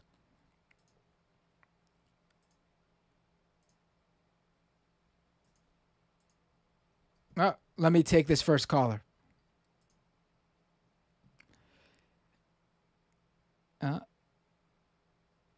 What happened there? That's weird. Oh, wait. Hello? Something happened here. Having a... Hello? Hey, how's it going? Hey, what's your name? Where are you calling from? My name's Joe. I'm calling from California. Hey, Joe from California. What would you like to talk about today? Well, I got a couple subjects. First thing is... I've been racking my brain trying to figure out how to get more lefties to, endorse each other and just like embrace a common message. I know I've heard on Sam's show when you're on that, you'd like to have Hassan on or Vosh or all these different people. And how is it possible you could find a way to like unite messaging and audiences? Like, is there a way we can actually do any of that? Because the right does it so fluently. Right. It's, No, absolutely. I've made this exact same point. I've lost count how many times. The right is fantastic at promoting each other. The left, not so much. It is a real shame, honestly. And to be fair, I don't want to sound, like I'm partial here, but it's like you're doomed. but it's not even doomed, but it's truthful. Sam Cedar on the Majority Report is probably one of the only large left-wing channels that does such a thing. Really, He is the only one. like it is really sad, and I haven't made this critique enough, and I don't care who this bothers and who, but there are really big, not just YouTube channels, podcasts, left wing influencers, live streamers who really just, I don't know. I don't know how you don't how they don't have more people on. It's just like really a shame. And I'm not saying this selfishly. I don't give a shit if they don't have me on, but they really should have more left-wing people on the show. Like I try to on my show, I know it's very tiny, but like every week I have someone new on who I think more people should know about. I mean, sometimes I have someone on who I think most people who are in this world know about, but a lot of times I have people on who I just want to put a spotlight on because they do good work, and I just don't know what's going on some of these other shows that they don't do that. It's just like it's a real shame because the right really does take advantage of helping each other out, which is weird, right? Weird, right? That the right in It's their not own just weird. I feel like, I mean, I don't know what it's like in your world, so I don't know how you would contact these people, but it feels like they have everybody on speed dial and are in group emails like daily. Like their communication amongst themselves has to be massive. It just seems like it's it's a conspiracy. I mean, obviously they probably have something set up. Who knows if there's like money involved? Like they make sure to help each other out, and there's some sort of contract, like how influencers promote cryptocurrency or something like that, where they're getting paid. Which, by the way, cryptocurrency is literally one of the worst things for the environment on the planet. Yeah. I remember reading last month where a single Ethereum transaction is the equivalence of a family of 4 in the UK running their household power for 3 days. Right. It's Can't get around. No good. It's ridiculous. But yeah, back to what you were talking about. It shouldn't matter, right? I mean, even if there is a deal, fine. That just shows like that's the conservative, like the conservative ideology stepping in here, where there's got to be some sort of business arrangement. I mean, who gives a shit? The left should be doing this regardless, because isn't that the whole ethos, right? The whole not just that. If you think about the fact that just by sharing audiences, the chance to just spread the wealth amongst all of the people on the left and all the shows and all the podcasts and all the streams, it would be beneficial for everyone in every way, shape, and form, I would think. Right. I will say this because it's been on my mind a lot actually, because I had a conversation with someone who will remain anonymous just for privacy reasons, but I had a conversation with someone, and geez, we're coming up on the 1 year since Michael Brooks passed away.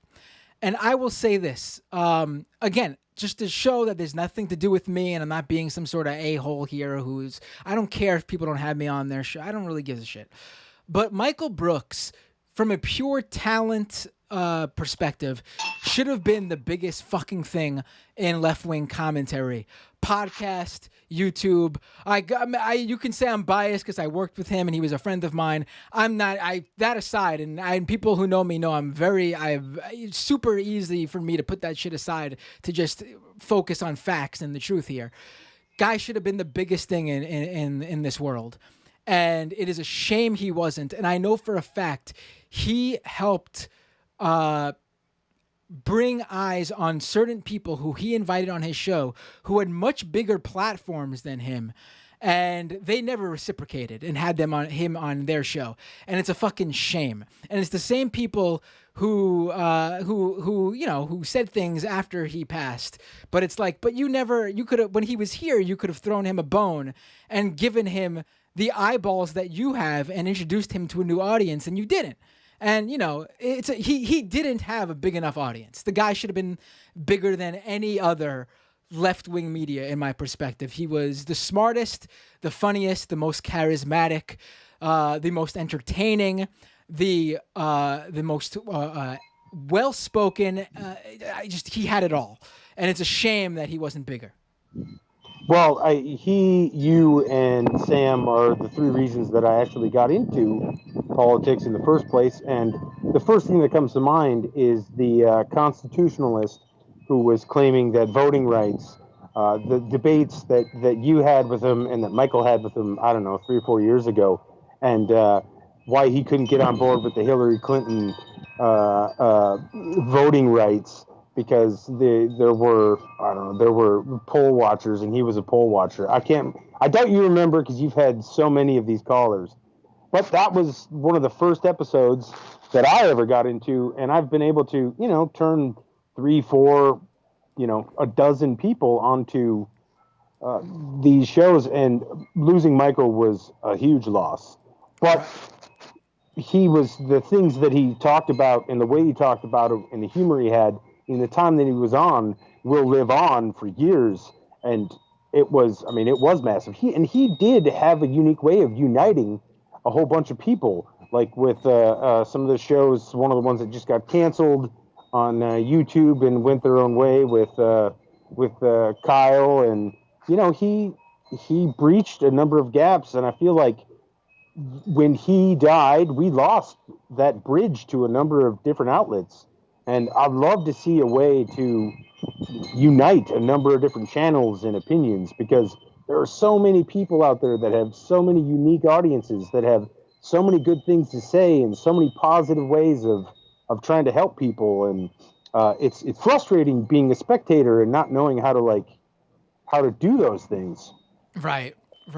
I mean, yeah, I do know this, and it's in the beginning stages, but what's his name? Alex Koch, I can't remember how to pronounce his last name, but he's a great reporter. He's been on this show.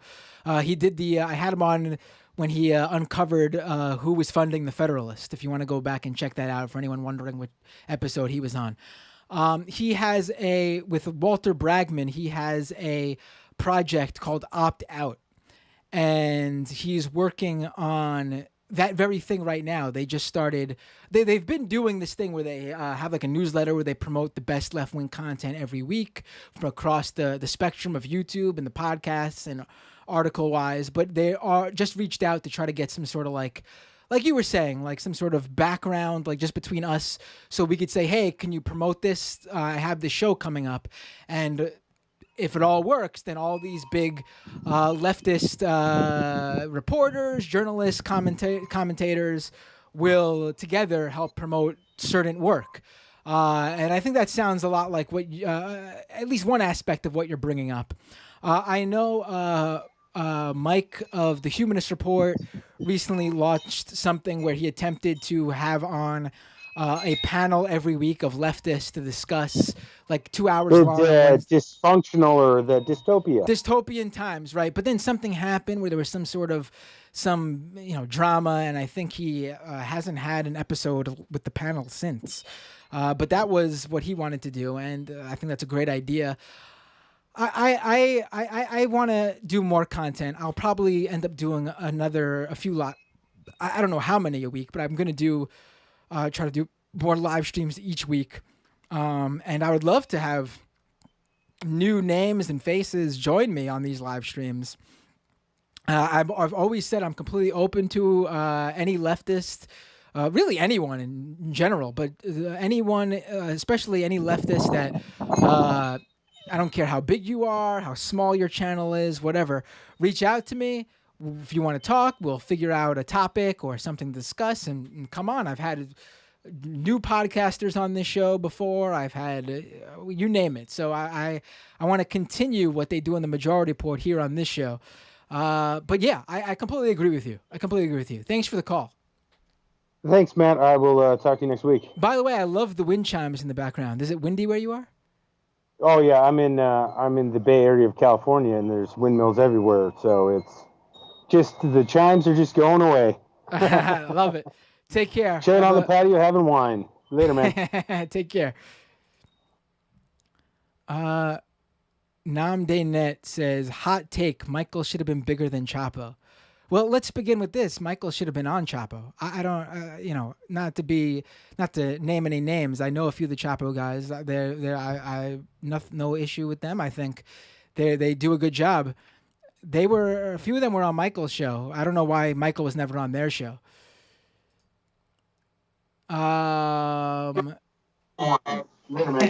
Take care. Hey, is this Renee? Yes. Yeah. Diving in from the previous conversation, did you notice Isha talking to Steph Samarano? I kind of posted it on Facebook. I was like, with the reaction of what the fuck was going on. I have no idea what you're talking about. Oh yeah, there's this other YouTuber, because there's like different tribes and things like that, and of course she's on Grimlock's shit list. But Isha allegedly is a Marxist-Leninist who discusses theory and likes to read out of Lenin's memoirs and writings and compare them to the contemporary affairs and electoral processes and how it operates. Like recently she did the CIA in talks with Bolsonaro and all that. And imagine that, if she's talking all of a sudden with Steph Samarano. I mean, I was kind of shocked. I'm not familiar. Steph Samarano is the wife of Jimmy Dore. Oh, okay. See, that's the thing. To me, she's worse than Jimmy Dore. I really don't know that. People think I'm some super hardcore Jimmy Dore. I know Jimmy Dore from his bad electoral takes mostly, and then this year when he did the Boogaloo Boy thing, that put him on my radar especially. I'm not some I really don't care about Jimmy Dore. No, of course. Other than the fact that I agree with what Michael would say, and that is, Sam says the same thing. I think it's actually Sam who says this. People who watch Jimmy Dore walk away knowing less about something than they did before. I think he's extremely. I don't listen. He wants to do a comedy show or talk about politics. He could do whatever he wants. Yeah, but I mean, he doesn't do the most basic work to understand some of this stuff. And I know people are gonna point to his Syria coverage. Listen, if that's something he does well, I don't know. That's not my area of expertise. That's the current shitstorm. Yeah, but I don't talk about that on this show because I'm not a specialist in Syria and what's going on. It's not my area. It's of expertise.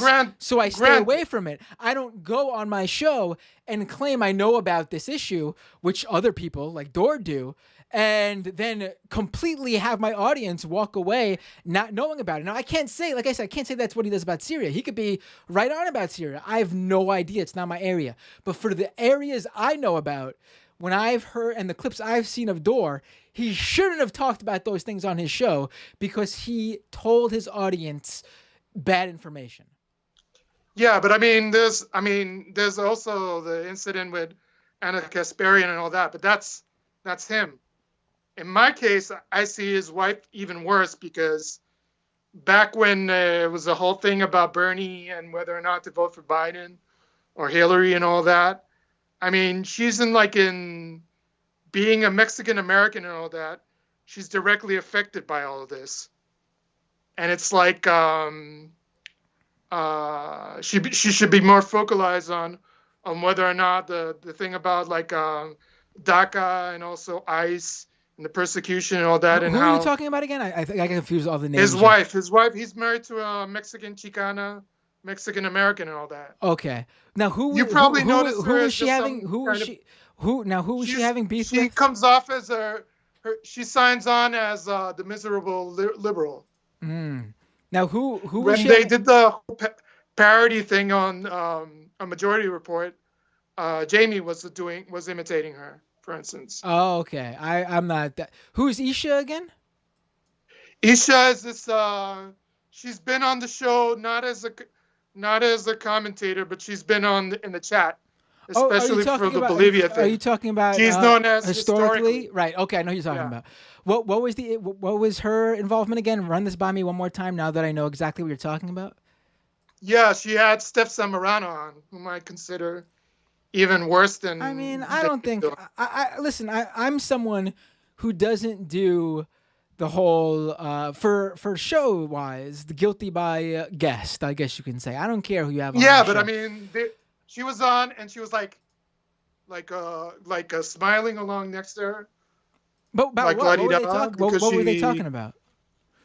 Probably was Syria and getting involved with TYT and the fight and all that. But I mean, like a kind of like you can't be buddy declaring to be Marxist-Leninist with somebody that's like carrying water for the extreme right and has no solidarity with Mexican Americans or with, and that's a hot take. I mean, Mexican Americans or solidarity as a woman. I really can't speak on this because I'm not familiar with what I really need to listen to it myself to know what went on. Okay. So I appreciate you bringing it to my attention, but I'm not gonna say anything about Isha or anybody else without knowing what's going on. There's something much more. I mean, there's also the other thing regarding the previous call. If you're going to have like Jamie again, because the bad tongues are saying that there was like a kind of like a rift, and she was like bad at her job and all that. Who said this? It's the gossip online. Wait, about what? What do you mean? I'm very confused. About her leaving Majority Report and all that. There's like this kind of like. Oh, well, as someone who was there and was speaking to Jamie via text messages and DMs and offline, I can tell you that there is, I mean, no bad blood in terms of like, I mean, literally Sam still promotes her when her name comes up. It's not like she's banished from the show. Like, that's just ridiculous. Right. It was time for. Well, if you can invite her. Without a doubt. In fact, Jamie was reached out to me recently to do some video stuff. We just haven't gotten down to a schedule. I think Vosh did but you know, for me, Vosh is in existence. So, okay, now the direct most important thing, we're having our primaries today, and if you want to be like the Chilean, I went from Jimmy Reefer Cake. Or even worse, who's the other guy that? Is Jimmy Reefer Cake still around? I've not seen him pop up on the Thursday shows. So. No, the last time was like when I discussed with him about like I guess Hillary or something like that, and he was like showing some ducks, and we made like a ton of like duck references to that. Ah. It was like Waiting for Godot. It was like that kind of absurdist. We were like the two Spider-Mans pointing at each other. Yeah, being like the jump from San Antonio from Chile, we're having our primaries, and it's curious because the center left is having their own primaries, or they already have their candidate, and the more radical left, the Communist Party, and the recent you can say upstarts are having their own candidate, and they're disputing whether or not who's going to run. And this is like, I already knew that this coalition was like kind of like weak, perhaps because of the different philosophies or because the communists represented like the old guard. But it was instrumental because from the protests and all thing, when they were practically not officially, but they were like under muttered breath and all that. They were like extra officially banned from using like any flags or anything in the protests. They managed to recuperate. I think I talked about this in the previous municipal elections. So now there's Hadwe, who's the the communist candidate who's a mayor of one of the municipalities in one of the main municipalities in Santiago, who's of Palestinian origin. And there's like a lot of course, there's like a lot of like fear mongering, the usual fear mongering, because for instance, there were like these debates, and for instance, they mentioned, well, what happens if there's like some immigrants poaching or claiming like a land that isn't theirs and all that, squatters' rights and all that, and they were trying to get him to say if he was going to expropriate that the ground that they were using, and he said like if nobody else is using that ground specifically as like private property and it wasn't being used as personal use, then of course he was going to favor the people that were squatting there, especially if it was people that otherwise had no access to lodging and all that they were practically homeless. And of course one of the populists, because also the right is also having their own primaries. It's kind of like the DNC and CPAC at the same time. Kind of like, the RNC, sorry. We're using that against him, saying that he was going to bring back expropriation again, like some kind of like Red Scare fear mongering. I forgot to bring you up on the video feed. My bad, Renee. But just as I say that, I got to jump. I got a lot of people on the call, but thank you for the call. Well, if you want, you can talk to Montserrat about this if you want to. Like, I gotta have her back on the show. This is like the important moment to have it. It's been way too long, and she was a great guest. I feel like she was fantastic. This is an important moment because of the constitutional process and the primaries. Can you DM me a good explainer article on what's going on there? Or articles if there's a number, like it's not all covered in one. Just so I can, so I can have that episode, and then we'll work out a date to have her on. Okay, I'll do the nitty gritty of the Chilean correspondent, I guess, foreign correspondent. I appreciate it always, Renee. You're always great. Honestly, today I think you brought a number of different things. So it was you were well-rounded, Renee, today. Okay, well, gossip, Renee. I was like that other guy. Perez Renee. No, the other guy. What's his called? The one that does like a. They usually mention beefs. Why would I say Perez? Progressive voice. Oh, that guy. I don't know too much about him, but yeah, that's a lot of drama on that channel. I don't know why I said Perez Renee. It would make much more sense to call you Renee Hilton. Right. Perez Renee is more Latin, I suppose. Right. Okay. Have a good night, buddy. Always a pleasure. Oh boy, we just got 3 callers trying to get in, and they all dropped. Who's going to be the first to call back in? Let me read a super chat if I get a chance. Samantha Sider, please do, with the super chat, please do more crypto coverage. Very informative. I will. In fact, we got some clips today to play. Oh, what's going on? People are dropping out here. Here we go. Hey, what's your name? Where are you calling from? Don't recognize the number, Matt? I mean, I see the name and I know exactly who it is, but I don't want to. One time I guessed based on someone's name, and it wasn't that person. It was someone else using that account. So it was I don't know if it was a friend or family member's account or whatever. So I don't want to. Impose and just. So I always ask just to be safe. Well, kind of feel bad for blowing out your guys' ears on MR. I didn't know the mic was so loud. I guess it's different for different mediums like Skype. No, I mean, I can't. I don't know why, but I can't. I haven't figured out how to, because the way it's set up, it's set up this way too. For now, I'm able. I don't know if anyone realized, but for my guest today, first time in a long time, I was able to get my guest to hear audio from the clips that I play. And basically what you got to do is, so I use one program to stream that's also my virtual camera. And then when I'm doing majority port, they also have to call me via Zoom. So I call in via Zoom. Then I use this virtual camera program so I could use this camera with the green screen background, like I do in the majority report, with the majority report background, via Zoom, so you guys see that on Zoom. On top of that, I need a third piece of software called Loopback, which basically allows you to route audio from different applications into different mics. So basically, when I call into the phone systems, I use Chrome on my computer.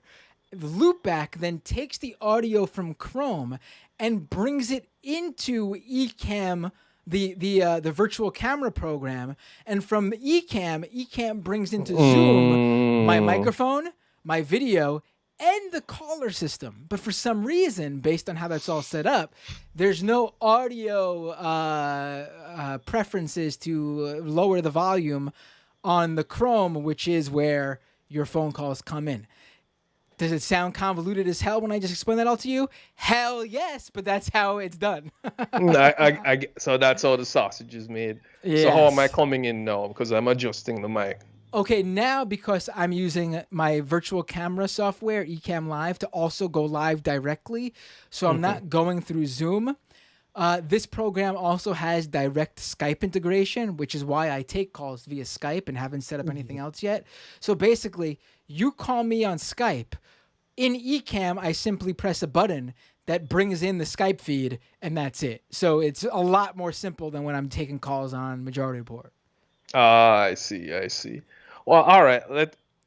I'm not sure if the conservative black dude's going to call in or not. He messaged me on Skype, and he said he's going to call in. So okay, I that's why I didn't want to suck up too much airtime. But I hate to be that type of guy because I hear these arguments so much. I was like, oh, yep, that's a black conservative guy. Because it's usually... Now remember, we talked, for people who don't know, because they're watching a different show, there was a conservative a black conservative who called into the Majority Report and caused a little bit of a fracas based on his views. And the chat comments were going off the wall. And Matt Leck and Emma were like, we can't have this conversation anymore because it's getting ridiculous.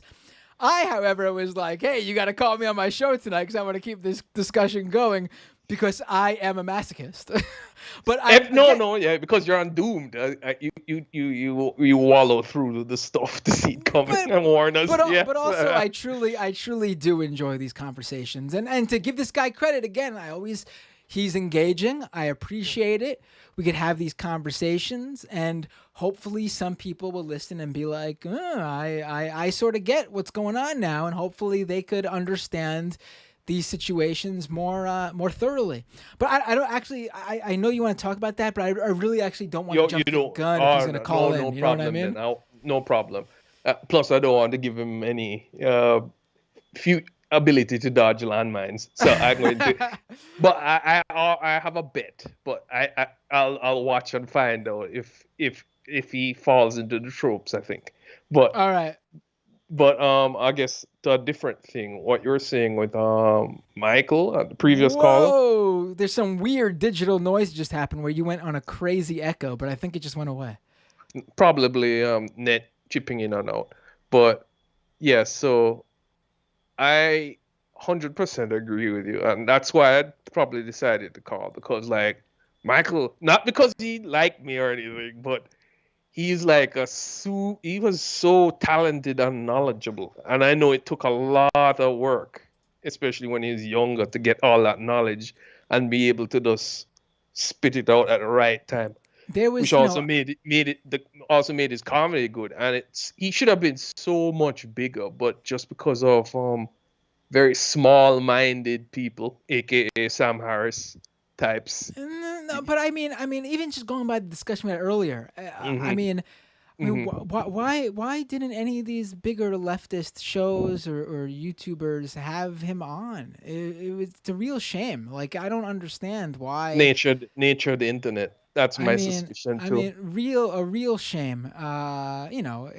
Looking back, whatever, it is what it is. But I mean, the boost he would have got from just a few of these shows having him on, especially the ones that you could have called it reciprocation, because he had people from a number of much larger shows on his show. And, I hear from people all the time on this tiny show. Hey, I didn't know about Majority Report until you mentioned it on this show, which is crazy to me, but that exists. People find out about these shows in all sorts of different ways. So without a doubt, even these bigger channels and shows and podcasts, by going on Michael's show, there was definitely a new audience there that they were exposed to that became fans of their programs. And there was just never any reciprocation. And I mean, I don't understand why. I'm not, again, I don't think there was anything. I don't think it was I know. I anything- don't think it's. I think it, as you said, I think it's like the nature of the internet, right? Right. Like, I don't think it was anything. I want to get this out there. I don't think it was anything nefarious, because obviously just not inviting someone on your show doesn't mean anything. I don't think it was anything nefarious, but I mean, you know, it's too late now to do anything about it. And we can say all we want about how Michael will go down in history, at least in these circles, and be remembered. But you know what? I'm one of those people who is like, who cares about that when the man isn't here to bask in the fruits of his labor, because he will not get to.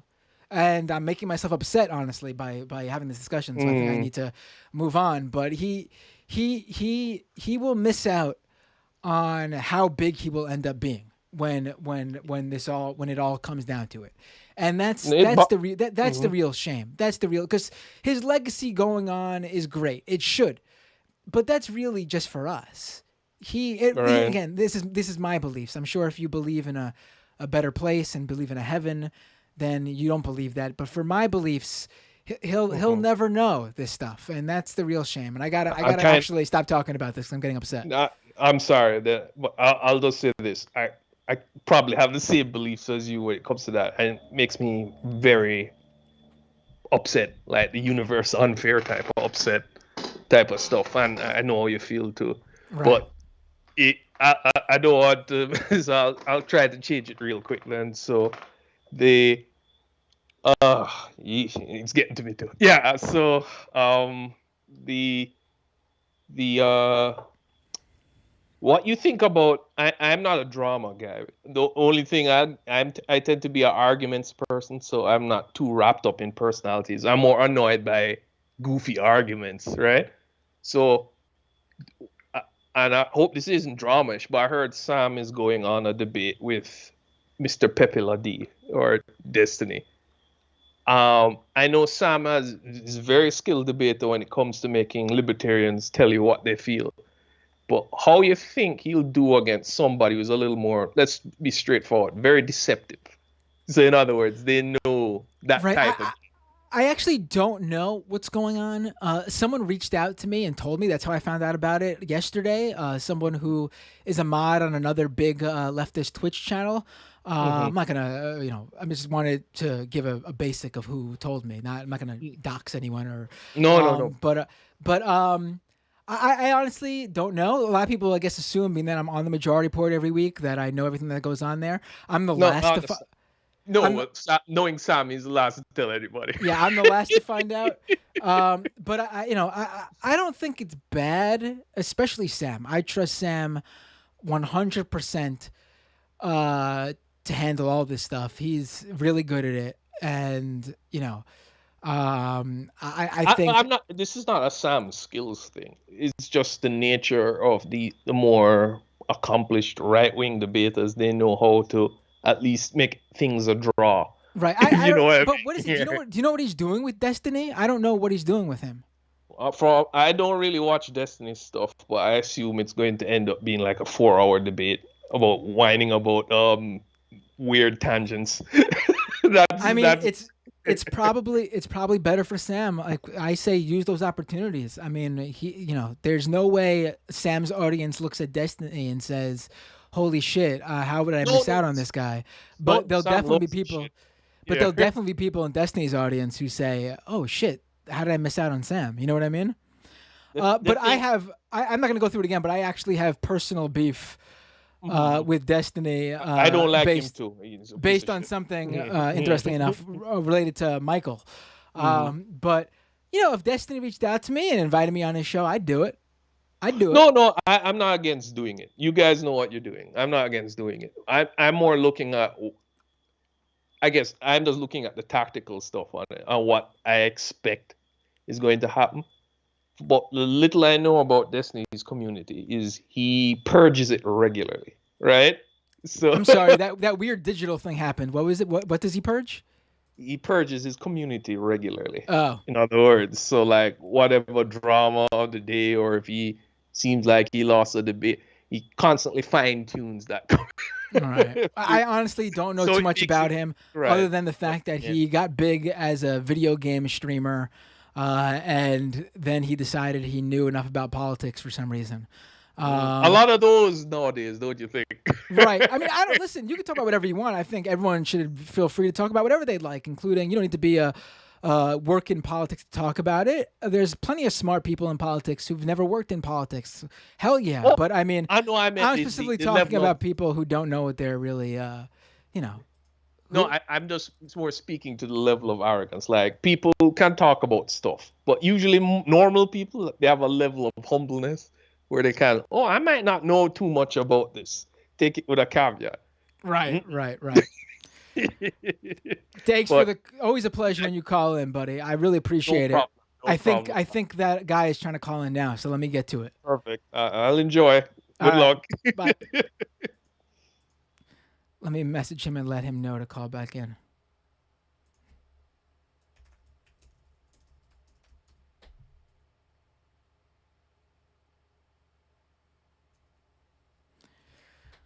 All right. Let's see if he calls back in. Let me get to the super chats. Peasant. Oh, someone else is calling in. Oh, here we go. Hey, what's your name? Where you calling from? Hey, it's Robert from Louisiana, the centrist who called earlier. Robert from Louisiana. Thank you so much for calling into the show. I look forward to having this discussion. But before we get into it, I just want to say we're on a different show. So there's some overlap, but there is a different audience. So I don't want to start from where we left off because I think it'll confuse a lot of people. So if you don't mind, let's start this discussion from the beginning. Why don't you tell people a little bit about what you want to talk about and why? Okay, so I'm going to need to preface this, unlike on the show earlier. Can I ask how historically informed on U.S. history is a majority of your audience, you believe? I would say my audience is very well informed. Okay, so we'll run it back all the way to 1790 with the Naturalization Act, which pretty much stated how only white, Europeans, in particular Anglo-Saxons of good standing, could be allowed to become citizens. Right. By the Federalist Party. So the federal government that we have now was based off of the initial push that the Federalists did for that. Kick the can down the road to the Democratic Republicans, who, led by Thomas Jefferson, understood the ills of slavery, and you're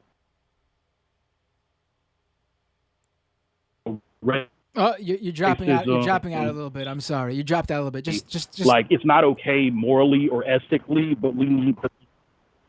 So, effectively, that, and it's led all the way down to the Civil War and civil rights, and to now. This country, this government, is a big business, like every other government on the planet. It has, like with Shays Rebellion, the Whiskey Rebellion, all of that. The government is good at sword and shield. It's good at defending, putting down revolts, be they slave revolts or revolts over taxes. Why do a lot of people who are left of center believe that the government can adequately, how do I put it, use a sword to cut where only a scalpel should? Okay, now I'm glad you were able to give that background, because on the majority report earlier today we just didn't have time. But on this in general, in all my discussions, I like to sort of take something specific here, so we can actually have an argument, because I don't think it does much help to discuss. Again, good to have this your background and where you're coming from with the history lesson. but I don't think it serves a purpose to debate on that. So pick a specific issue and then make your argument on that issue. Okay.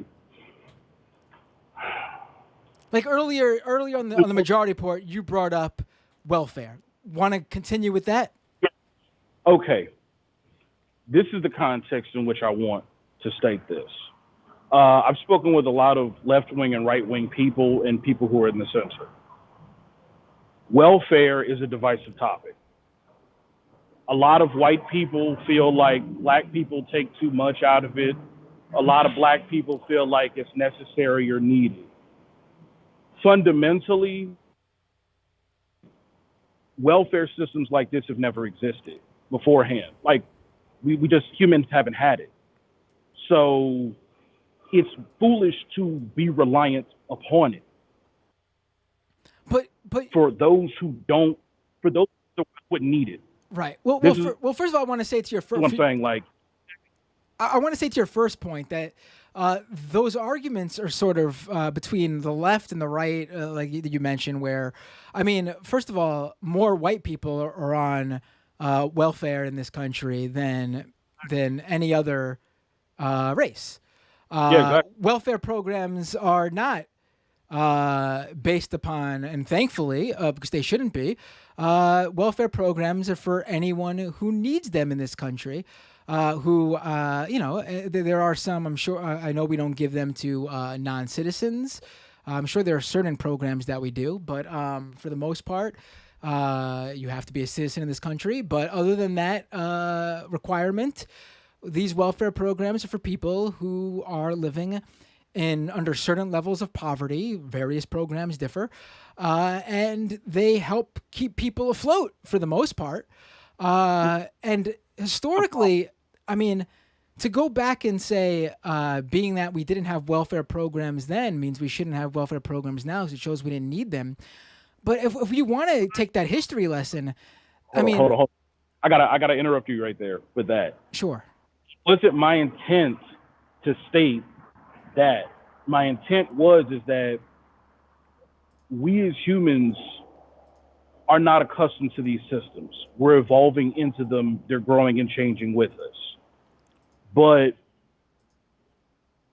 let's say we go to a biblical example with stuff. It tells the wealthy and tells the farmers that you're to leave a certain percentage of your crop unyielded, untended, so that the orphans and the widows and those who are crippled and blind will have something to gather and to eat.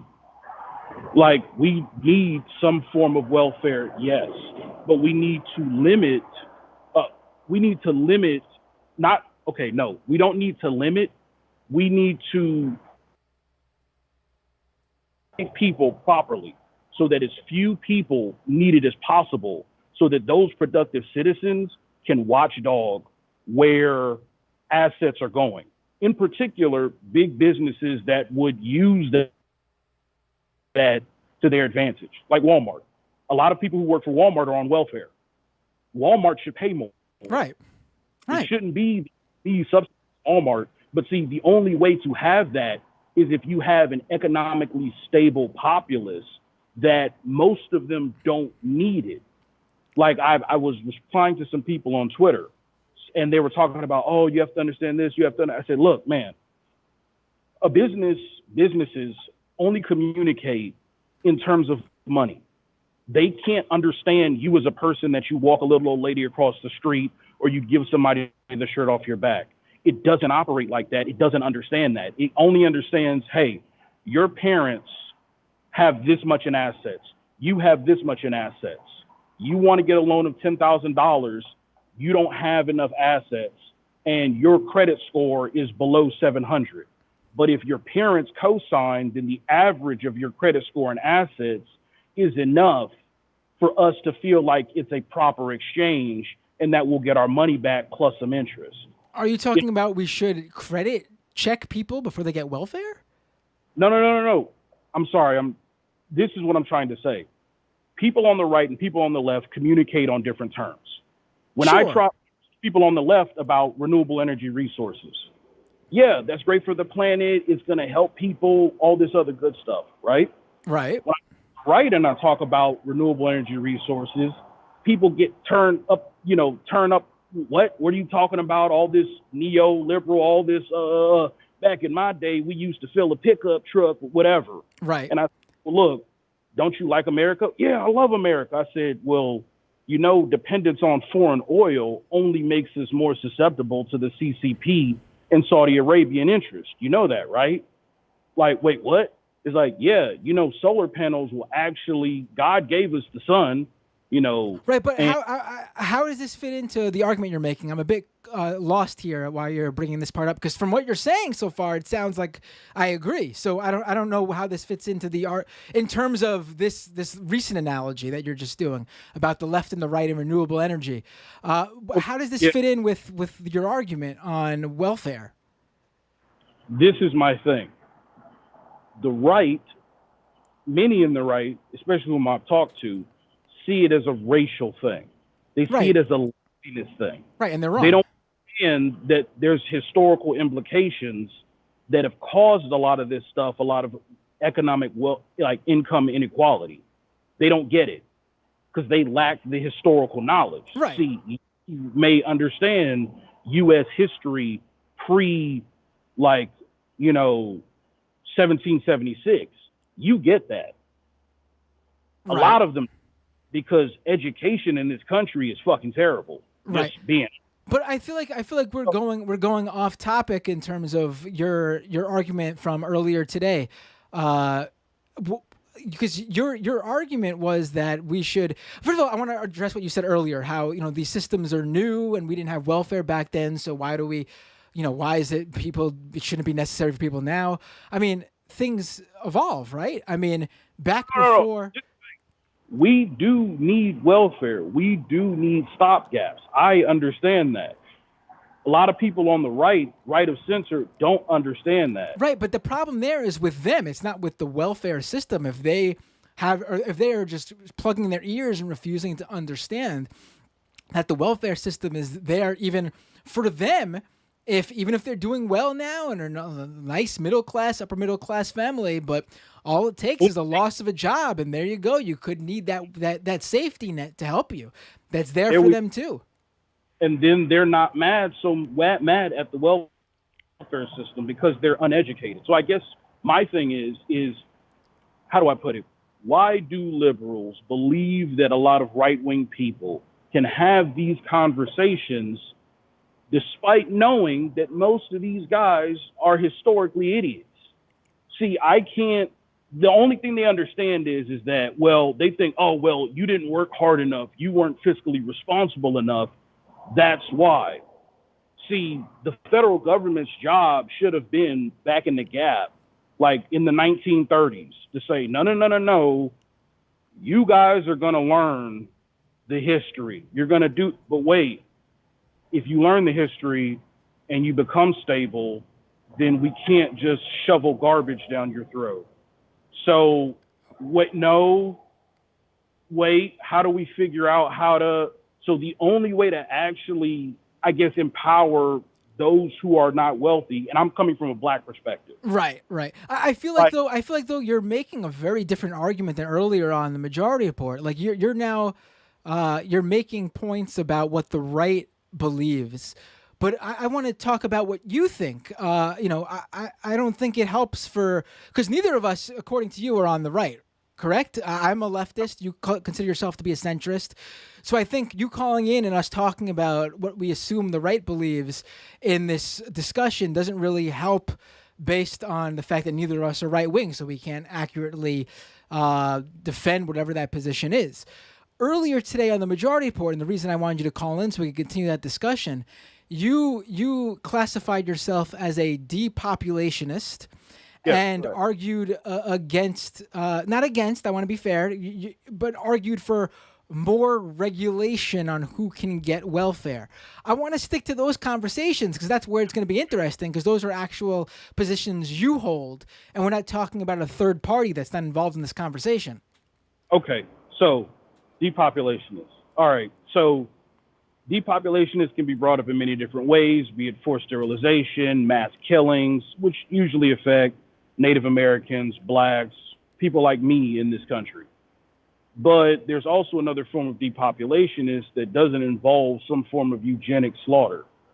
It's quite literally not having kids until you have some form of economic stability, which would be as a couple or a throuple or a quadruplet, whatever it is, whatever pairing people like to have, is having a piece of ground that they own, that a modular home, a trailer, or a traditional, either wood or brick and mortar structure is. So you want to tie childbearing with land ownership? Yes, because it makes it so that you're as stable as possible. It gives you a castle to defend in a place where those children are secure. If the government wants to give you welfare, right? Let's say with Section 8 welfare food stamps. If they say, well, look, you have to worry about rent, lights, water, heating, food, all of this stuff, versus the home is secure, but one of you lost your jobs, so you need money for food. That could be done by a co-op in your local area. That could be done by, I guess, more state and local services, because that's more of a scalpel approach. But if I have to take care of housing, also, now you have to have a regulator who goes into the apartment to see if the apartment is exactly up to snuff by these certain certifications. And a lot of homeowners, a lot of landlords don't want to necessarily do that. Like, they don't want, because the government has. What is, because you had an interesting take earlier on the majority. I mean, I think the land ownership thing is off the wall. To be, I'm just being honest with you, it's off the wall, straight up. But you had an even more interesting description of what land ownership is to you, where you don't even consider people who have mortgages to be owners of property. Oh, no, indeed, because this is the thing. If I buy, because let's say you go through adjudication, it's where someone doesn't pay their taxes for 3 to 5 years, and if they don't try to levy that tax, that property tax that they owe with the state, city, state, local government can sell that piece of property in either a sheriff's sale or an adjudicated property auction. Right, but so I just want to stick to, because I don't want to get too. I want to continue this back and forth conversation here. You realize that, like, if only people who owned property, owned land, fully paid off, no mortgage involved, that is something like, in this country, I believe it's like 36% of the population. So you're advocating that only 36% of the population have children. Unless they conserve resources and move somewhere where they can themselves own property. America was originally for homesteading. People from Europe and regions close to that came over here for, religious freedom and to be able to physically homestead. That way, because the problem with, if you understand with the whole move from feudalism into city living, is that once a landlord owns a set of apartments, right, he can keep that ad infinitum based on the number of tenants he has and the money he has coming in. The government is going to structurally insulate him by allowing him to make an LLC or an LLP, which means there's not really a lot of, I guess, punishments, because that takes more government regulation for that individual to, if they want to be a slumlord, it's very difficult to punish that individual. If they choose to, let's say what's in Texas. Wait, so I just want to make sure I'm understanding this right. So you think it should be necessary to own land if you want to have children, because the landlords are bad to renters? No. Because it makes you less Like it makes you less susceptible to predators. You buy. We as humans used to walk around and have temporary structures, But right? what does this have to do with having children, though? Because it gives them the most stable environment that you could potentially give them. I understand. I mean, there are people who rent and provide extremely stable environments for their children. I mean, I know when we talked earlier, we talked about how only having children when you could afford to do so, and I brought up how my own personal experience. I had 2 kids. I pushed it off in my 20s because I wanted to be in a financial situation where I felt like I could afford it. That situation never presented itself to me where I felt like I was at the proper level. And then I just decided to have kids, and I had 2 kids, and we're getting by. We're not, I have a job. I pay my rent. I mean, I don't see how that directly correlates to being able to have children. Okay, I'm your landlord. Right. Let's just give me a random amount that you pay in rent. All right, I'm in New York City, so let's say $2,500. Okay, cool. You lose your job. Right. I decide your lease is coming up. You've been a good tenant. You've been a good tenant, always paid on time. You lost your job. We're renegotiating your lease. All right, well, look, man, your lease is going to be up in about a month. I understand you lost your job, but, you might be able to shake back. But the economics in this area, a lot of my next door neighbors who own property too, we want to lock our prices around $3,000 to $4,000 a month. So I'm gonna need that $3,000. I'm gonna need a certain down payment, and if you economically make a job that was good enough for you to be able to push back, and you were conservative and responsible with your finances as much as what was allowed, you might be able to afford that. But you might not, which a lot of people aren't. It's what happens with gentrification all the time. Right, but if I lost my job and couldn't pay my rent, there are protections where basically I cannot be evicted. I mean, you can fight an eviction and not pay a landlord for quite a while. And I don't know how it is in each locale, but at least in New York City, there are quite a few tenant protections where these situations are accounted for. And those are protections afforded to people. You could view it as a form of welfare to make sure people aren't thrown onto the streets because of a temporary financial issue. I mean, that makes a lot more sense than telling someone they can't have children because one day they might lose their job and be evicted. Like, how would we actually enforce this? Like, No. I'm not saying that you have to enforce it. I'm not a Nazi or anything like that. I don't believe that folks should be killed or burned or whatever, castrated because they're not a landowner. But it makes it far more safe and secure for that family unit to not have some prick like me who'll shoot your rent up. And once it gets to a certain point, because a kid is at least an 18-year investment. They don't reach full necessary maturation. Really, human brain doesn't develop fully until 30. But for the sake of the argument, 18 years old. I've worked with kids in corrections. I've tutored kids in lower economic areas and regions. I've talked with people who from China during the whole one-child policy era. Human beings have the capacity to be extremely great and extremely irresponsible at the same exact time. And so by a person having a secure plot of land, especially one with a... You dropped out for a second. Are you still there? Wait.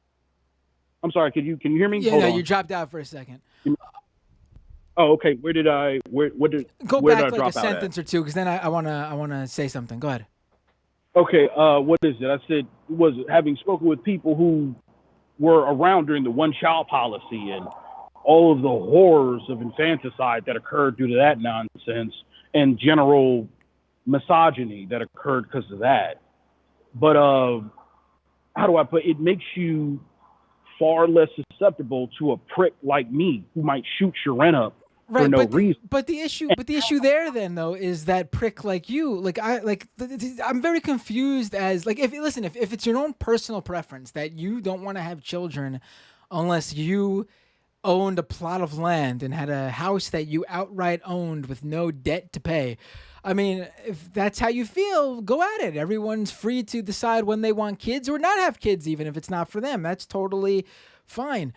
But I don't on a policy standpoint, I don't understand where this comes in. Like, again, like I'm not really interested in having a discussion about your personal preferences because it doesn't make any sense to have that discussion. Everyone can have their personal belief on when they personally should have children.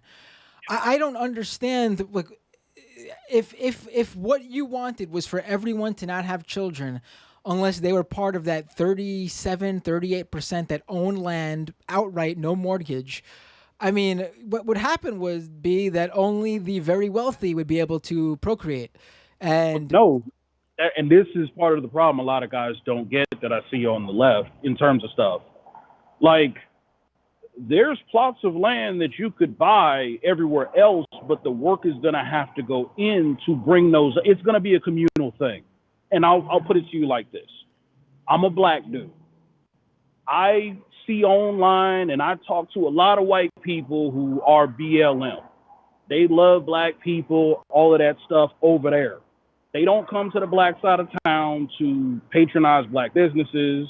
They're not going to open up a black bank account, even though technically they, could literally like do it online, have the same amount of money. But it's kind of like a weird thing that I noticed where it's like, we kind of want to do liberal stuff, but like from a distance though. And for black people, our home ownership numbers are terrible. I don't need a government reform that'll sit up there and change its mind. Like, oh man, come get this free vaccine. But in the back of my head, I'm like, man, there's been really good numbers in terms of this vaccine. There's been really good data on it, but at the same time, too, Tuskegee.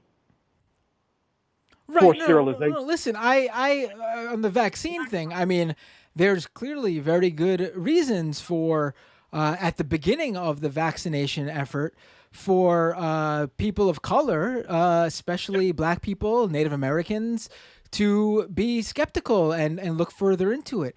But I mean, if you have these feelings now where people of all, especially white people, have gotten the vaccines, I mean, then I think you're headed towards conspiratorial because, I mean, you could wait to see how it is when it's rolled out. You see now that it's fine. I mean, then I don't know what the issue would be. But let's stick with how does this, though, like, obviously, I mean, what you're bringing up is major issues, of course. There's a lot of segregation in this country. There's a reason why there are black neighborhoods, and a lot of it has to do with I mean, various different reasons. But I don't see what your argument solves any of that. Like, I don't understand where this all connects. Oh, I'm sorry. Okay, so effectively, it all goes to the point of, due to me knowing that more than likely it's going to be another 50 years, 100 years maybe, that this country is equalized in terms of education, where folks understand the inherent principles and problems of minorities and of poor populations. It's a lot safer that in particular, and I say it, poor people in general, but in particular black people, have their own plot of land in case something goes sideways. That gives you the greatest security. Right. Again, this is just this is like, personal financial advice. This is like those TED Talk guys who give you advice on life and how to. I mean, that's fine. Like, if that's something you ascribe to and believe. But I'm just confused because when you called in earlier on the Majority Report today, the argument was more from a policy standpoint and more focused on welfare and you want it sounded like you wanted, like, this is like, I don't know what to do with this discussion. Like, this seems like just a personal preference, and that's, I mean, I disagree personally for me, and I don't think other people, unless they also feel strongly about not having children until they own land. I mean, I would say do do what works for you. But before I let you go, is there any sort of policy standpoint you want to leave here before I move on? Okay. Effectively, limitation of businesses to 1 to 2 potential bankruptcies and limitation of a certain amount of money to families, to down, of only a certain amount for one child would probably be the best way to go, because it keeps big businesses from getting too large and fooling around. Wait, say this one more time. Welfare would not go to. Say this one more time. Okay. Big businesses get limited to 1 to 2 bankruptcies to keep them from getting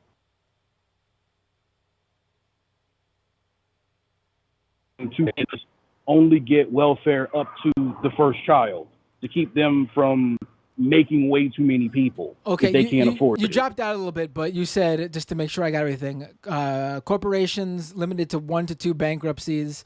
I don't think there should even be, personally, for the most part, unless we're talking, bailout type stuff. But okay, 1 to 2 bankruptcies. I mean, I'm sure people could convince me the positives and negatives of that.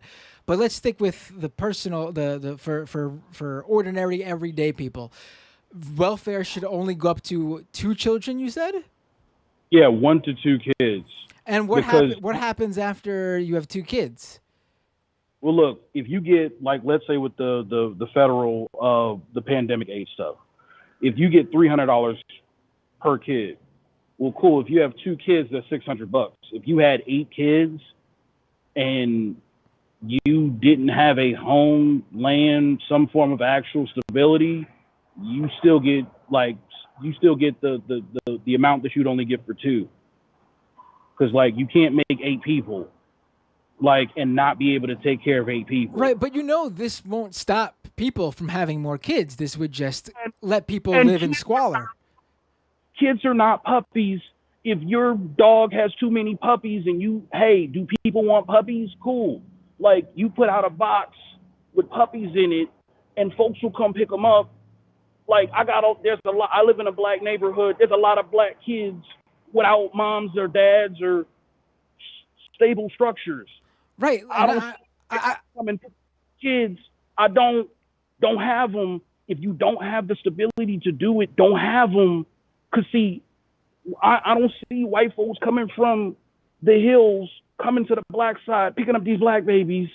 Right, but listen, I totally get what you're describing your own personal experiences here. But I mean, the issue isn't that we're giving welfare to people who need it.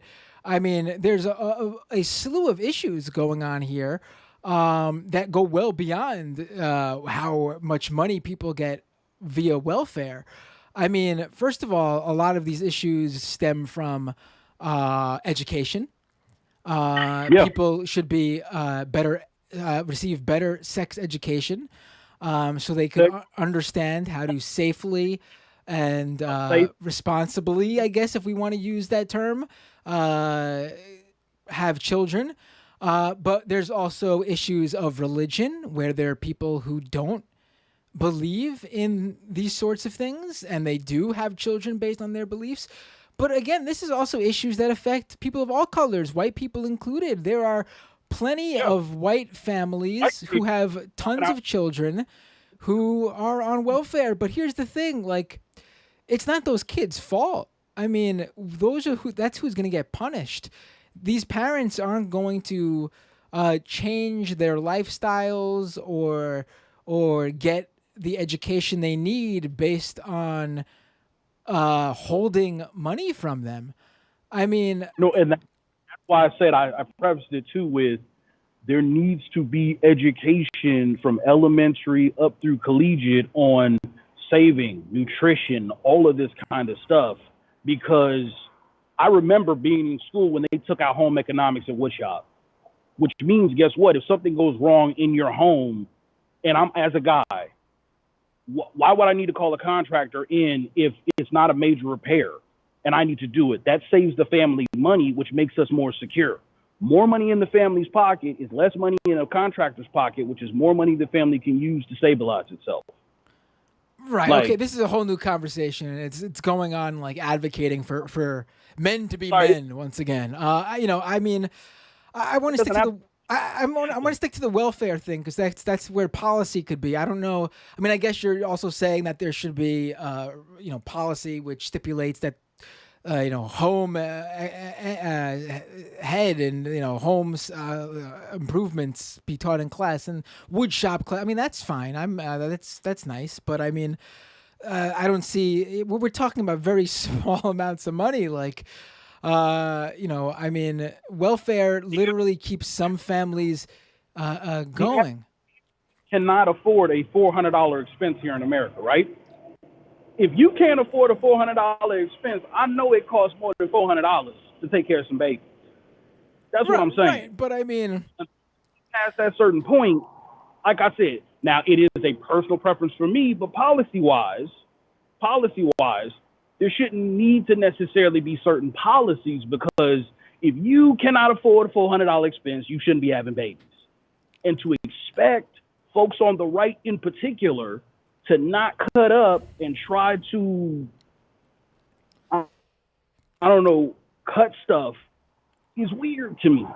Right, but this is strange. But you're getting, you and the right though are getting upset by such a small percentage of the population, like something like 1, 2, maybe max 5% of welfare is like being is received fraudulently or being taken advantage of.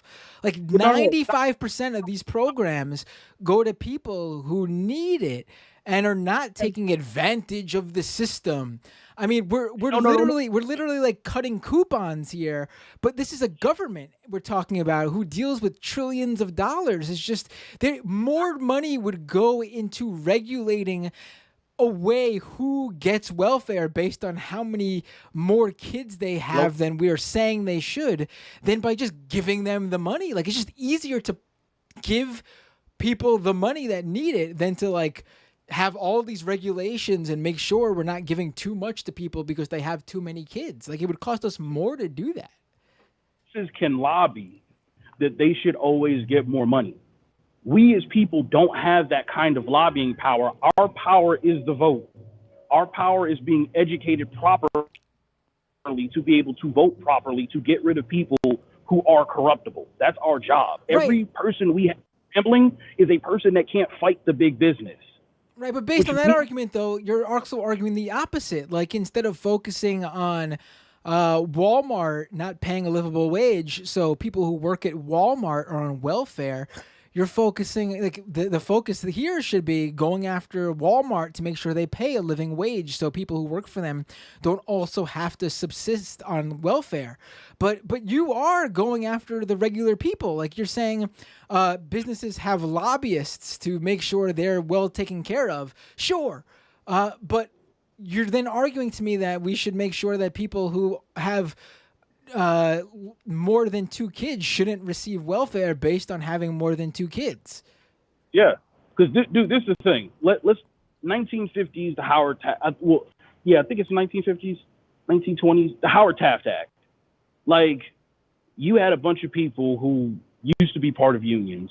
Then once they could be part of once they could get everything the union got, they stopped being part of the union. The thing is that you see like the benefit without having to be in an equal measure with the rest of the group. That's a problem. See, there needs to be some form of activism or some form of civic responsibility that is worked towards. Like, listen, look, you need welfare right. Nobody. I don't want to go on for too much longer, so we're gonna wrap it up here. But I want to just say, obviously, feel free to call in again. We could talk about another topic. Yeah. But I mean, nobody is living on welfare as a choice. I mean, really, like, if you were to tell someone, if you were to tell this, If know you people, it is a problem. But listen, people choose to live on welfare up to the point where, yeah, they choose to be on welfare because there's no better opportunity presented to them. If you told someone that instead of getting a few $100, maybe a few $1,000, low $1,000 a month, you can have a well-paying job where you can get a nice house, go on vacations, do all these nice things for your family. These people on welfare would jump on that opportunity. No one wants to be on welfare. It's like the problem is that we live in a world where the jobs being presented to them are so low paying that sometimes it does pay to be on welfare because the jobs are paying so low. Like if you were on welfare and got offered a job below living wage, and when you consider childcare costs and all your other expenses, being on welfare made more sense. Who wouldn't? It just makes more sense. You have to take care of your family and do what's best for them.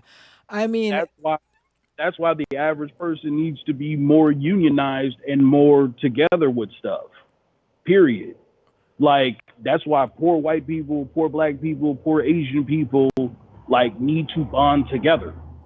By having, I mean, I'm 100% for that, but I feel like this argument's a little bit all over the place. Like I don't see, I gotta jump now, go to a different conversation with someone else, but I just don't see where these things that I agree with you on that sound very left leaning, where you say everyone should come together and unionize, and black, white, all people of all races, colors, creeds should unite and fight against the big corporations who are holding people down.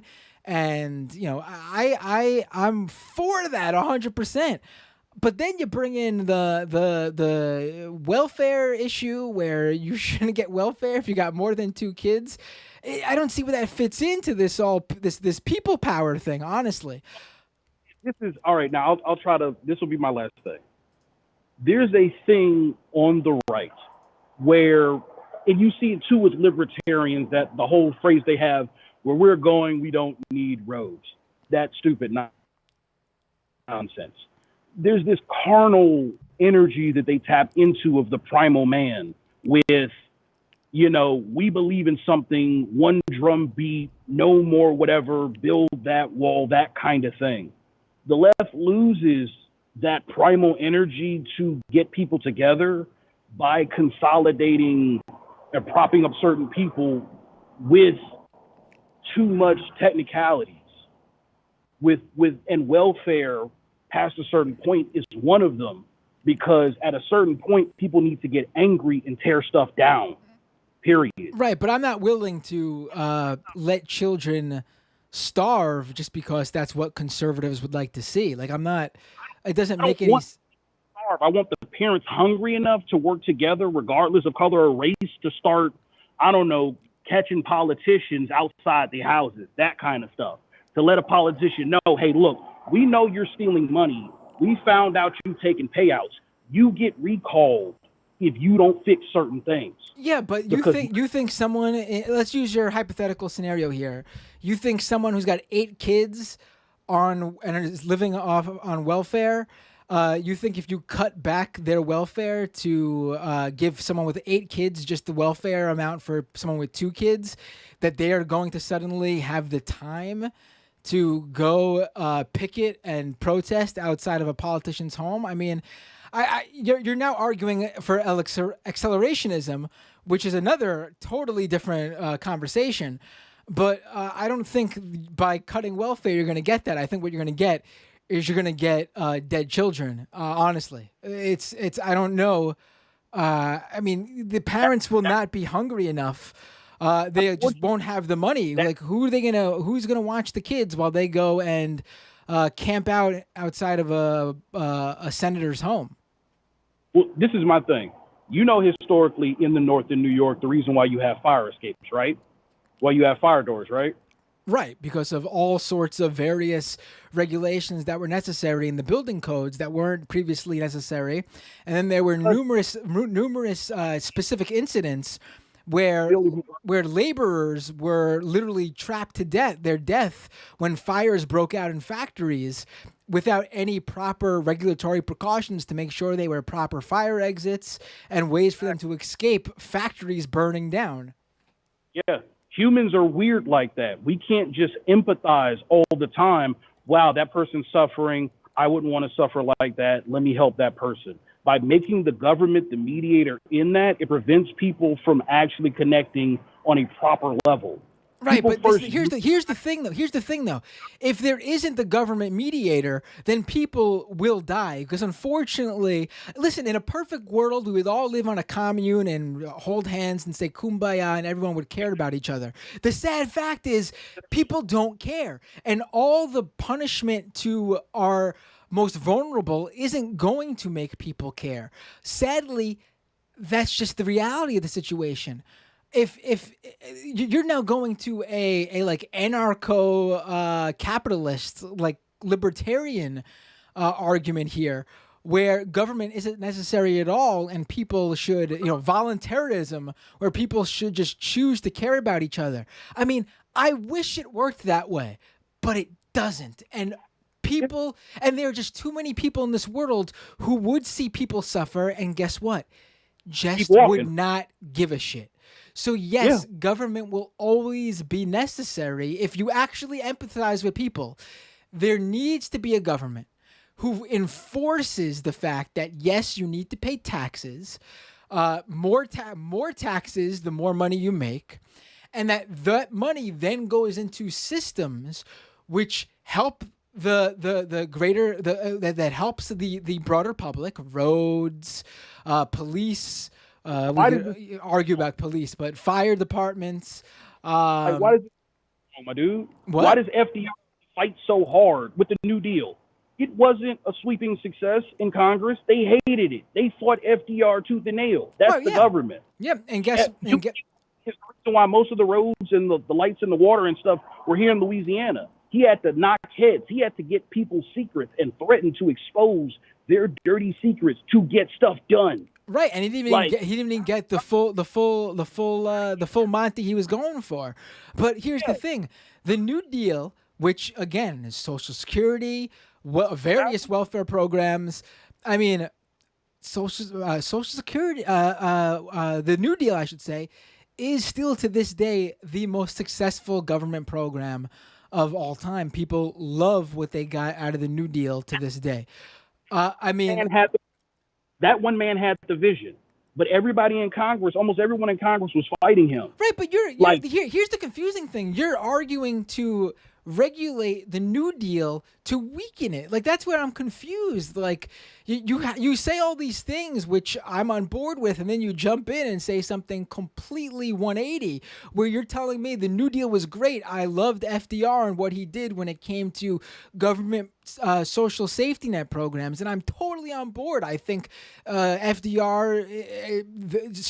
FDR had many faults, like every president, but the New Deal, to me, fast tracks him to probably, in my opinion, one of, if not top 2 or 3 greatest presidents of all time. Simply because of the New Deal. But then you go ahead and say something like, but we should regulate welfare, so we only give it to people who have 1 to 2 kids. I mean, this is where you baffle me and lose me. Like, that's what you're just all over the place here. Lincoln said, if I could save the Union without freeing any slaves, I would do it. And if I could save it by freeing all the slaves, I would do it. And if I could save it by freeing some and leaving others alone, I would also do that. That's the average person. Look, man, I'm just trying to hold stuff together. And the easier you make people okay with just getting by, the more they're going to just get by.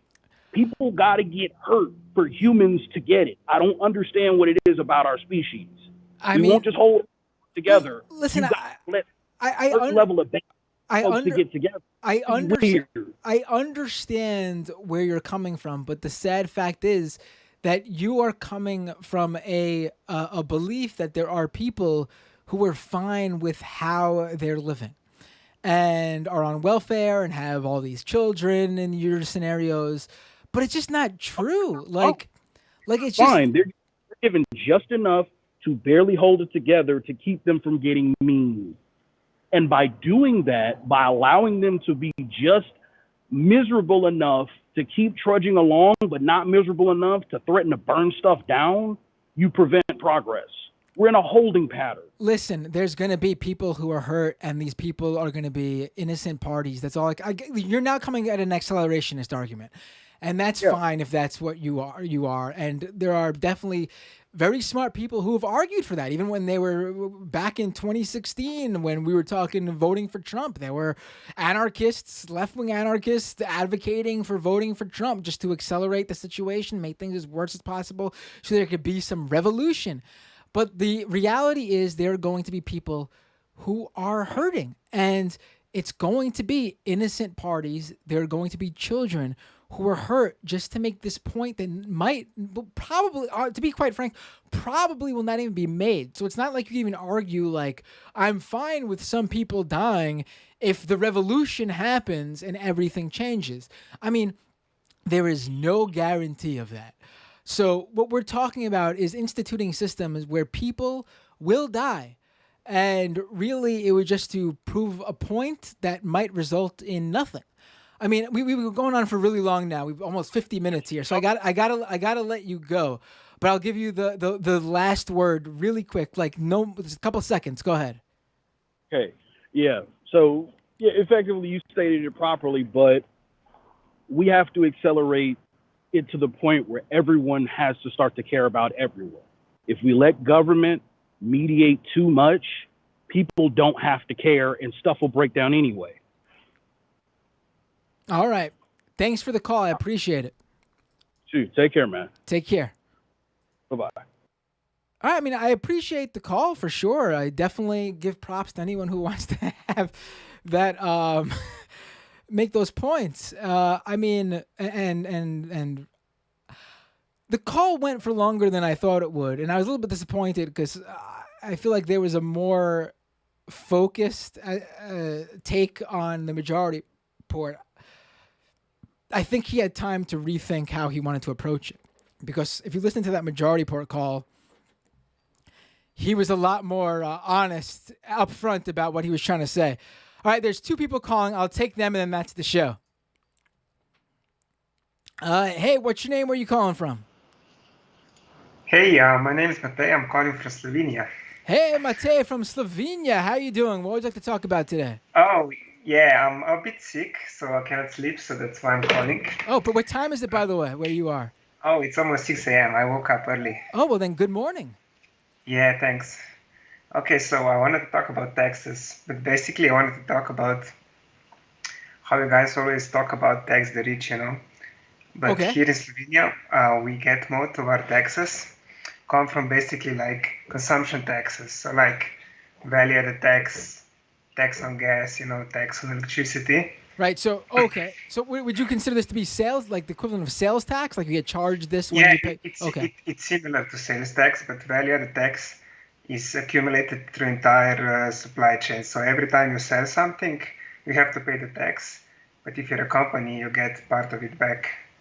Okay. And it's basically like we have a tax rate that's like 22% on everything, except there is a deduction that's like 9.5% for like food, transportation, housing, medicine, you know, the necessities.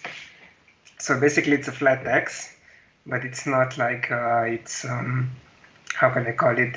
It's not like it's paid, everybody pays the same amount, because poor people usually only buy necessities, so they only pay the 9%. And also it's much easier to collect it than like, it's much easier to collect it because every time there is a sale, you collect it instead of like, like you want to do like, I don't know, estate tax, or I don't know what type of taxes people want to do on the rich. But basically, rich people spend their money, and it's much easier to tax it at every point of sale, time by time, and it's much harder to evade. So I think like when you guys do your sale tax, you do like, I don't know, 3 to 4%. I don't know how much you do, but basically it's not that much. So I think like one of the debates, or like one of the one of this is like the best tool to collect more taxes, I think, instead of talking about tax the rich and increase the income tax rate and stuff like that. Right. I want to make sure I got what you were saying correct, because it was a little bit because the digital noise with the Skype call. So Slovenia has a flat. You're saying it's a flat tax? It's similar to sales tax, but it's called the value-added tax. You have it all over Europe. Oh, VAT, right, VAT. VAT. I don't know enough about VAT, to be honest. It always seemed a bit. I don't know. I don't know what my opinion on that is, to be quite honest. I feel like I used to be a little bit more well informed on VAT taxes. There was an issue, I can't remember what it was, a few years back, where I read up more on it and had a more solid take than I could give you right now.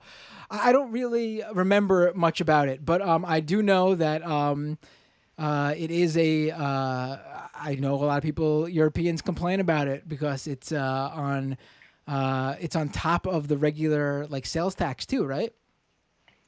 We don't have sales tax. We just have the value-added tax. Okay. But it's the value-added tax is much higher. So it's like I told you, 22%.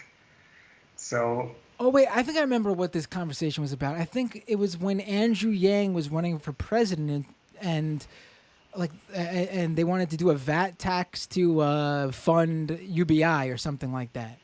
Yeah, probably. I don't remember it. Yeah, I can't remember what I was reading about VAT taxes, but I'll have to look more into it. Is there anything else?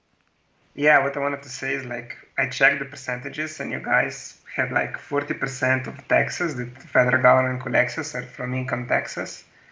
And here it's only 10%. So most of it is through consumption.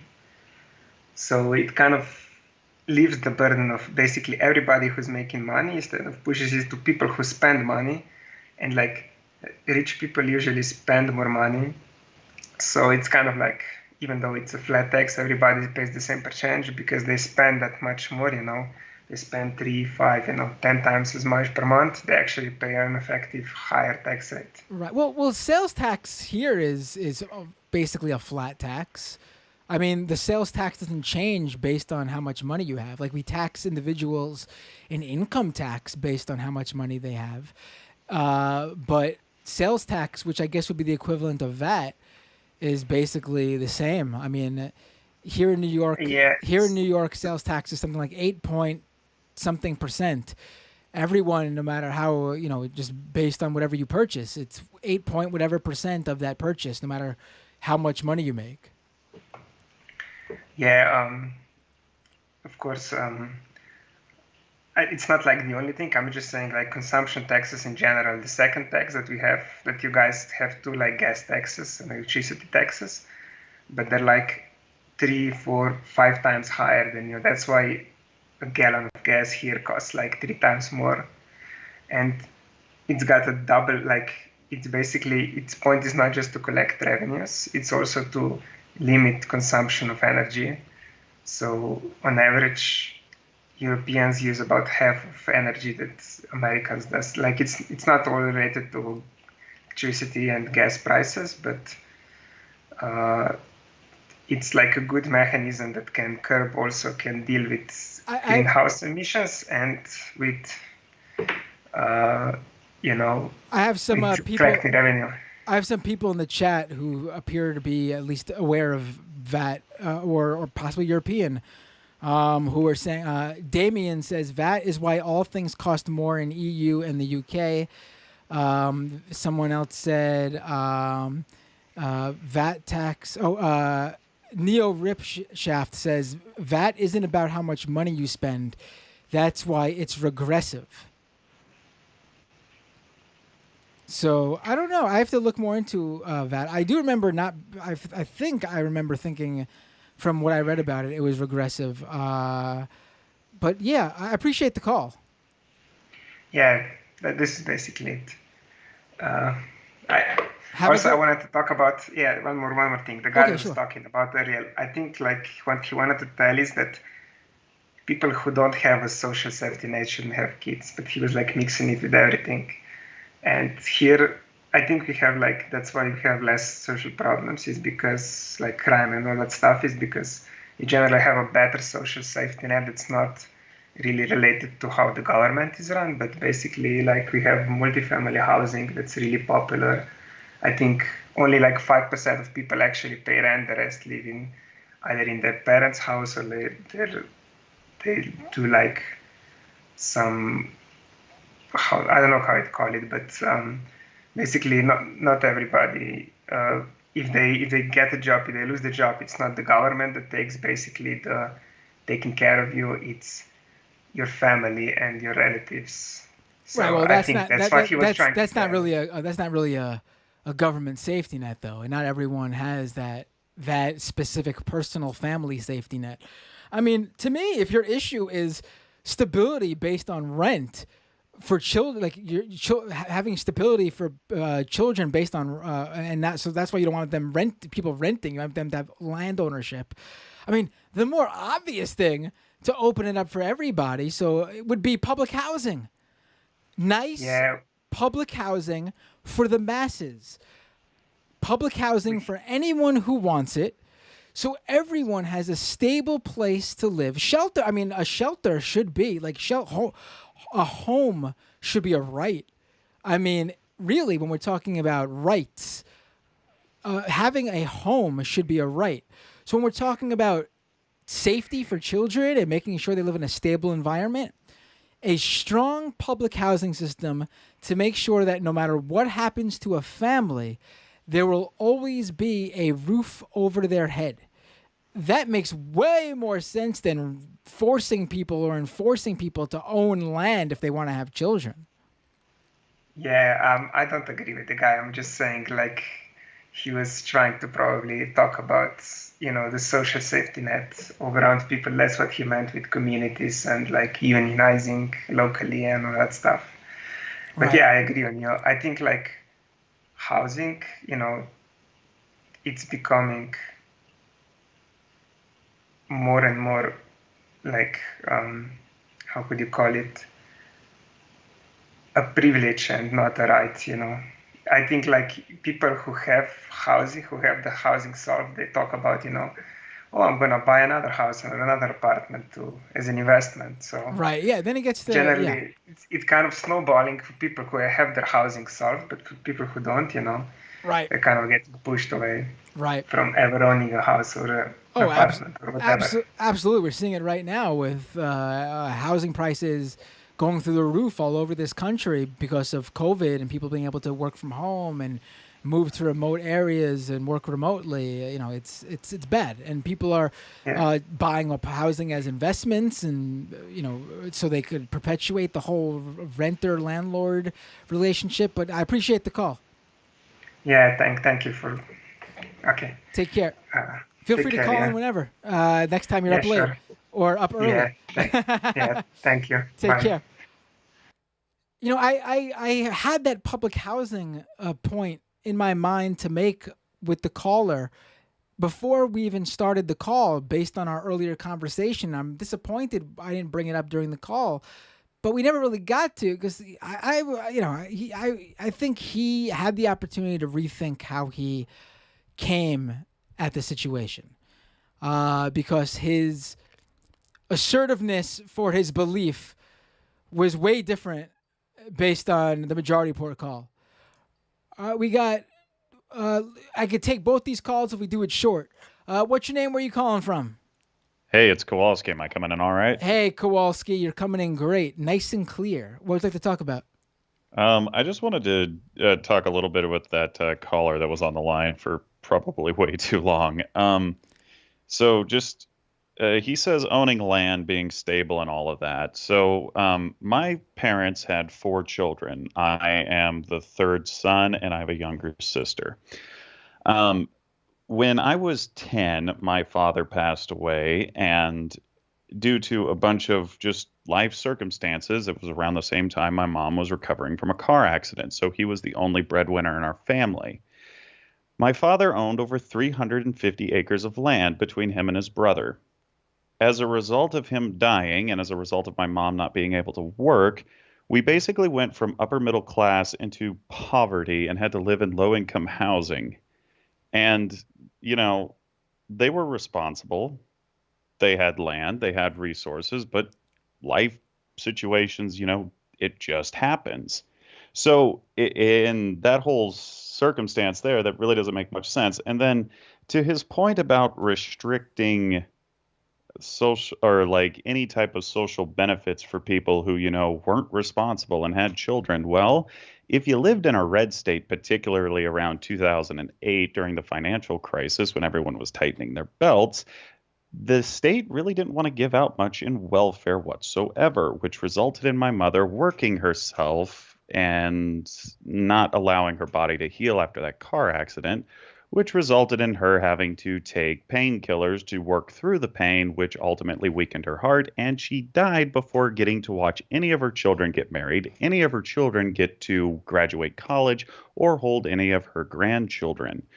So I really don't see how forcing that kind of cruelty onto others is going to make for a better world or teach anyone a lesson. Right. Kowalski, first of all, thank you for sharing your personal story. Yeah, I mean, I'm going to come at it from where I think he thinks the land ownership helps. And obviously, I think you can break this down from your own experience. So that's why I'm going to bring it up. I'm going to assume that the reason he thinks land ownership should be a requirement is that when it comes down to that worst case scenario, for example, in your scenario, your mom would sell the land and have that money and be fine. Explain why that wouldn't be the case. Well, for many businesses like farming, you go through these periods called recessions. And when recessions strike, you have to leverage your property since it is the equity that your business is based upon. This doesn't happen to everybody, but it is a fairly common practice. So if you're leveraged and then a catastrophe hits, well, you're kind of in the same boat. So it doesn't really matter what plans you made. You also have to figure that most market factors are out of your control. So in that whole, situation, you're gonna be SOL no matter what. Like your mindset of having kids when you want makes the most sense because frankly, life is a gamble. And if we don't have kids, you don't have a future anyways. And, there is a way to be responsible. It's living in a nation state with proper safety nets to keep everybody, safe. Right. Like we are a community. We're not just aimless individuals in the ether. Like I'm a Nebraskan. I have a community of Nebraskans. I'm a member of the Upper Great Plains. We have our own culture and stuff. But I'm also an American. And as an American, I believe that no child should have to, pointlessly suffer because their parents made a few bad decisions. Like that seems like a horrible way to build a civilization. Right. I mean, I made this point earlier on the Majority Report. I didn't really make it during the conversation on this show because it didn't really come up. But I mean, I had two kids. My oldest I had in my very late 20s. Like he was born weeks before I turned 29. I waited early on. I mean, I've been in a relationship for many years, and we waited well into our late 20s to have kids because we were always like, oh, when we're in a better financial situation, but that time never came, and it just got to the point where what are we doing? What are we doing? Why aren't we? Let's just do it. Like the idea that you'd wait, it's kind of sad because like. At least in my scenario, like, listen, if you want to wait because you have an age in mind, I don't. That's your own personal preference. But for me, like, I probably would have had. Looking back, I probably would have had kids earlier. I don't regret it because obviously I wouldn't have the kids I have today if that happened.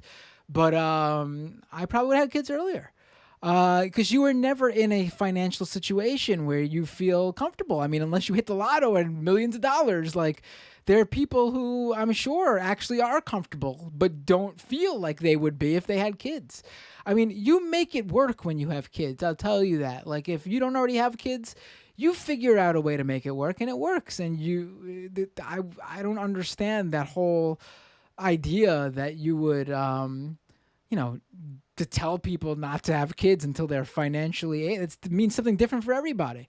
But yeah, I really appreciate you giving your personal experience here. I mean, that was That's a very that's a quite a powerful story, Kowalski. But hey, like I also just want to point out to a lot of people though, like it's the success I have now is not completely predicated on like this whole I'm just like this up and like just a good mindset and all that. No, it's not. It's the fact that I recognize the community I was in pretty much prevented any type of like long-term negative impacts from it because we had extended family that did what they could to help us keep going. And I don't know if I've ever mentioned this to you, but I was in a Lutheran parochial school for pre-K up to middle school, and like Lutheranism is a bit different than a lot of other Christian sects. Just, I'm not going to get into it at all, but like we had a very good and firm foundation when tragedy strikes. And I mean, like, that is something we need to have on a national basis because, like, when tragedy strikes, as long as there's somebody there to, pick up the pieces, kids won't suffer as much. And that really should just be our mindset, is to just help our neighbors. Like, it's not hard. And just trying to make these arbitrary rules about like, if they have 8 kids, they're irresponsible. Not really. Plus, they're our fellow citizens, or they live here, so we might as well protect them and treat them like family. It really does not make any sense when we live in an age of surplus of energy, of housing, of food, of everything we could need, that anybody has to needlessly suffer. It is a complete and utter waste. Right. I mean, like if we lived in that world, basically, only the very wealthy, the very rich, the very comfortable would be able to have as many kids as they'd like. And I mean, that's not really the world I want to live in, where we're getting all these this complete over, I don't want to say overpopulation, but overpopulation of trust fund kids. Like, that's not the world I want to live in, where like 8 out of every 10 young people have a trust fund and come from a wealthy family. Like, it's just bizarre to look at it that way. Like, should people have 100 kids? Probably not, just on the basis of no one really can take care of that many kids. But who's to say that you shouldn't be allowed to have 4, 5, 6 kids? If it's just a bizarre number. Like, it's just really weird. Yeah, I would totally agree. I don't like the idea of the government controlling reproduction one way or the other. That just sounds like you're asking for trouble. Right. Yeah, definitely not. Like, the idea, I don't really understand where he was coming from. It was I feel like he was all over the place, and I told him. One thing that, and I'll hang up after this because you look exhausted. But when he was talking about people like not working and taking welfare, for the workers, that's actually a good thing, because if you are able to make a better standard of living by accepting welfare, take it, because if you go into the labor market, you're just adding more laborers to an already saturated market. And by removing yourself, you're actually just going to drive up the wages that will be paid to the people who remain in the labor market. So it's actually in the working class's interest to exploit welfare as much as possible, because it works out better for all the workers in general. Right. Right. So, Absolutely. I mean, like, who are we going to be taxing? It's going to be the rich. Even if they print off more money and it triggers inflation, who actually has cash right now? It's not us. It's the wealthy. They're the ones who are going to lose the most. What does it really matter? Right. Right. That's a great point. Great point. Yeah, I mean, I just think he wasn't. I mean, it was just a bizarre conversation. I don't know how else to explain it, because he was all workers' rights and pro-unionization and everyone getting together as people and standing up against I also don't mean to sound arrogant, but his view on history also did not make any sense. FDR was a centrist at best and had to be pushed by his advisors, and once it started working, he started taking credit for it. Abraham Lincoln, the quote he gave there was actually a debate that he was having with somebody, where he was basically saying it was impossible not to end slavery, but was trying to leave the door open so that the South wouldn't secede from the Union, and it didn't work anyways. Right. Like I mean, there I is don't. so much nuance here that like it just seemed like he was scraping just like the bare surface of it. Right. I don't like having debates about historical because it just doesn't make it. I'm interested in the here and now. You want to bring up mostly I wanted to hear where his line of thought was coming from. But when it comes to like you hear this a lot with libertarians, especially when you'll hear Sam shoot this down usually when libertarians call in, who want to talk about like these historical or hypothetical scenarios. Just there's no point living in either a fictional conversation or a conversation that's stuck in a time that's long past. Bring me to the present and give me a realistic current scenario and we could debate that. Otherwise, we're just like, I'm not a philosopher. I don't want to sit around and discuss theory. There are plenty other leftist shows where you could do that on. I got no interest in doing that. I am 100% behind you. So, hey, wow, 12 minutes. Yeah, but I will say, I do think FDR is a good example of a progressive. Oh, FDR is my favorite president as well, man. Like, you don't have to sell me on him. I mean, like, a politician who's willing to accept different ideas, and when it starts working, just rolling with it despite the political repercussions. I mean, he had inadvertently shifted the entire Democratic Party in a very positive way. So, Too bad about that whole internment camp thing, though. Okay, yes, but there were a lot of historical reasons why that was going to happen no matter what, and I'm not getting into it. No, right. I'm just making you know what I'm saying. The Canadians did it first, so I blamed them. And they're the ones who made the US paranoid because they burned down the White House and we've been skeptical of everyone ever since. So right. All right, man. Thanks for calling and have a great night. Yep, see ya. All right. I don't know if I'm going to take any more calls. If this person calls in right now, this person who called in before, I'll take it. But we got to be quick. I'm going to go to the super chats.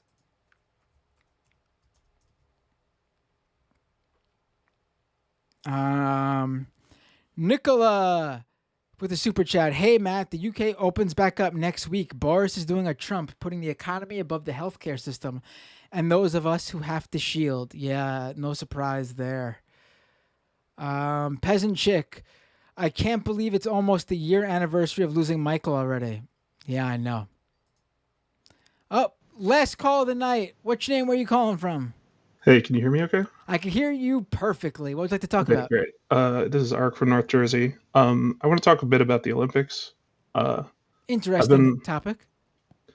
Yeah, you had the No Olympics people on a couple weeks ago. Or MR did.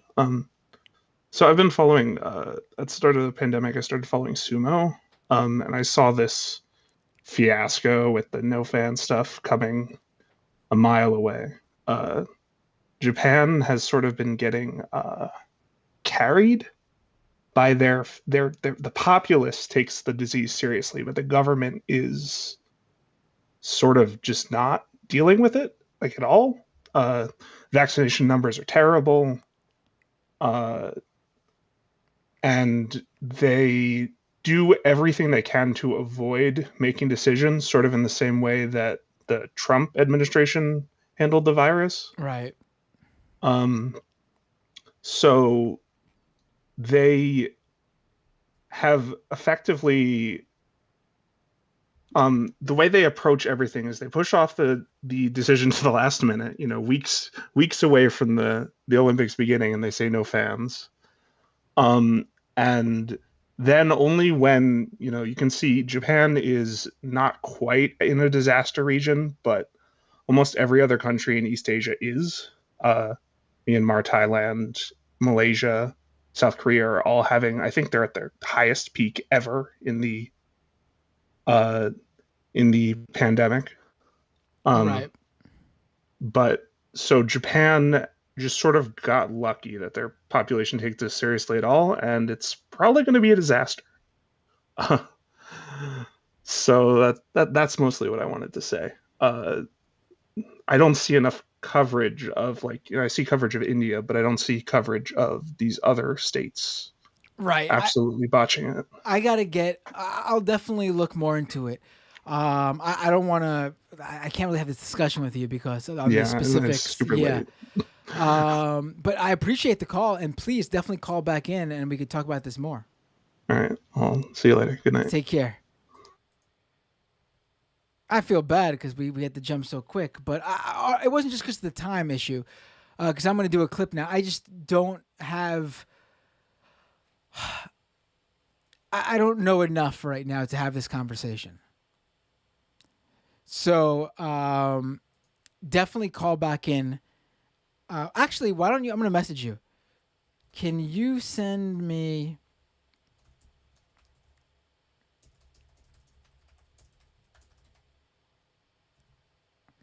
Can you send me some articles so we can discuss next time?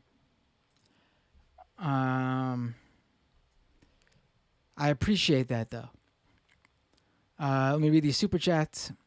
Oh, I'm also gonna close out the Skype. That's it for today. Skype callers. Sorry if we didn't get to you, but I can't keep going.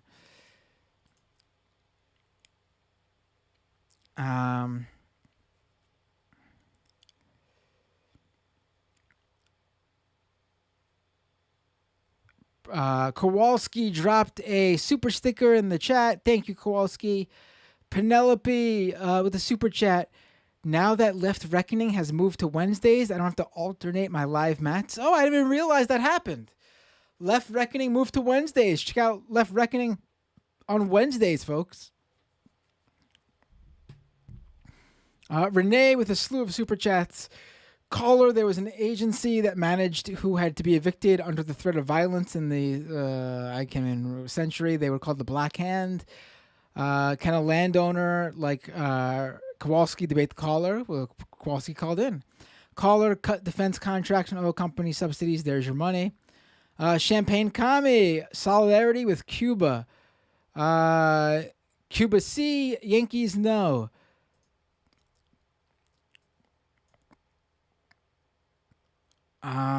Oh boy, I'm feeling the time now, but I had 2 clips I wanted to get to.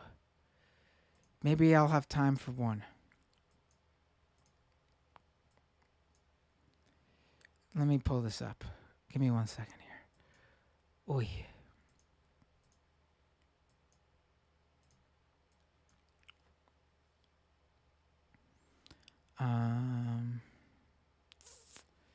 Give me 1 second here.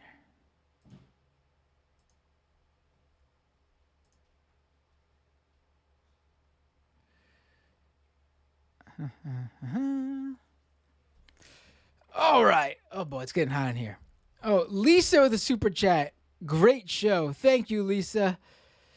Let's get to this clip. I want to hit this clip, and then I think that'll be the show. Let me actually set it up, too.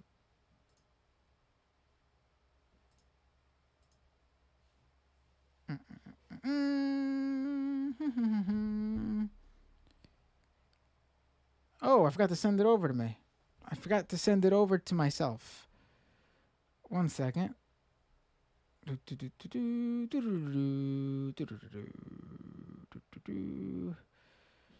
Where is it? Where did it go? And I guess we could just watch it here, right?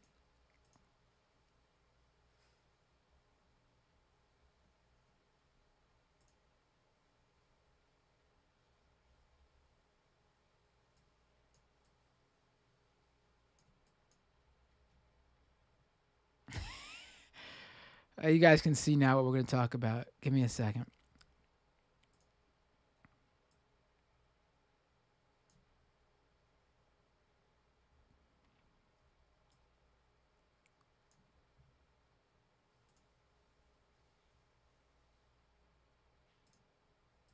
All right, let's do this. So you may have heard online about a new technology, I shouldn't say technology. It doesn't make any sense. The timing is really hitting me now, but let's do this. Okay. Reset. You may have heard online about a new tech product for conservatives that values your privacy and your freedom of speech. A completely uncensored smartphone. It's called the Freedom Phone. Let's take a look at what this is all about here. Let me pull up the tweet from Eric Finman. Today, I'm announcing the Freedom Phone. This is the first major pushback on the big tech companies that attacked us for just thinking different. Complete with its own uncensorable app store and privacy features. We're finally taking back control. freedomphone.com. All right, let's see what this Freedom Phone's all about. Let's watch this 2.5-minute video. Name one time in history where the people who banned books, media, and opinions were the good guys. Hi, I'm Eric. I'm the world's youngest Bitcoin millionaire. No one's doing that. Right now, here. What are you talking about? I made it. I want to go back. I'm the world's youngest Bitcoin millionaire. Of course you are. Of course you are.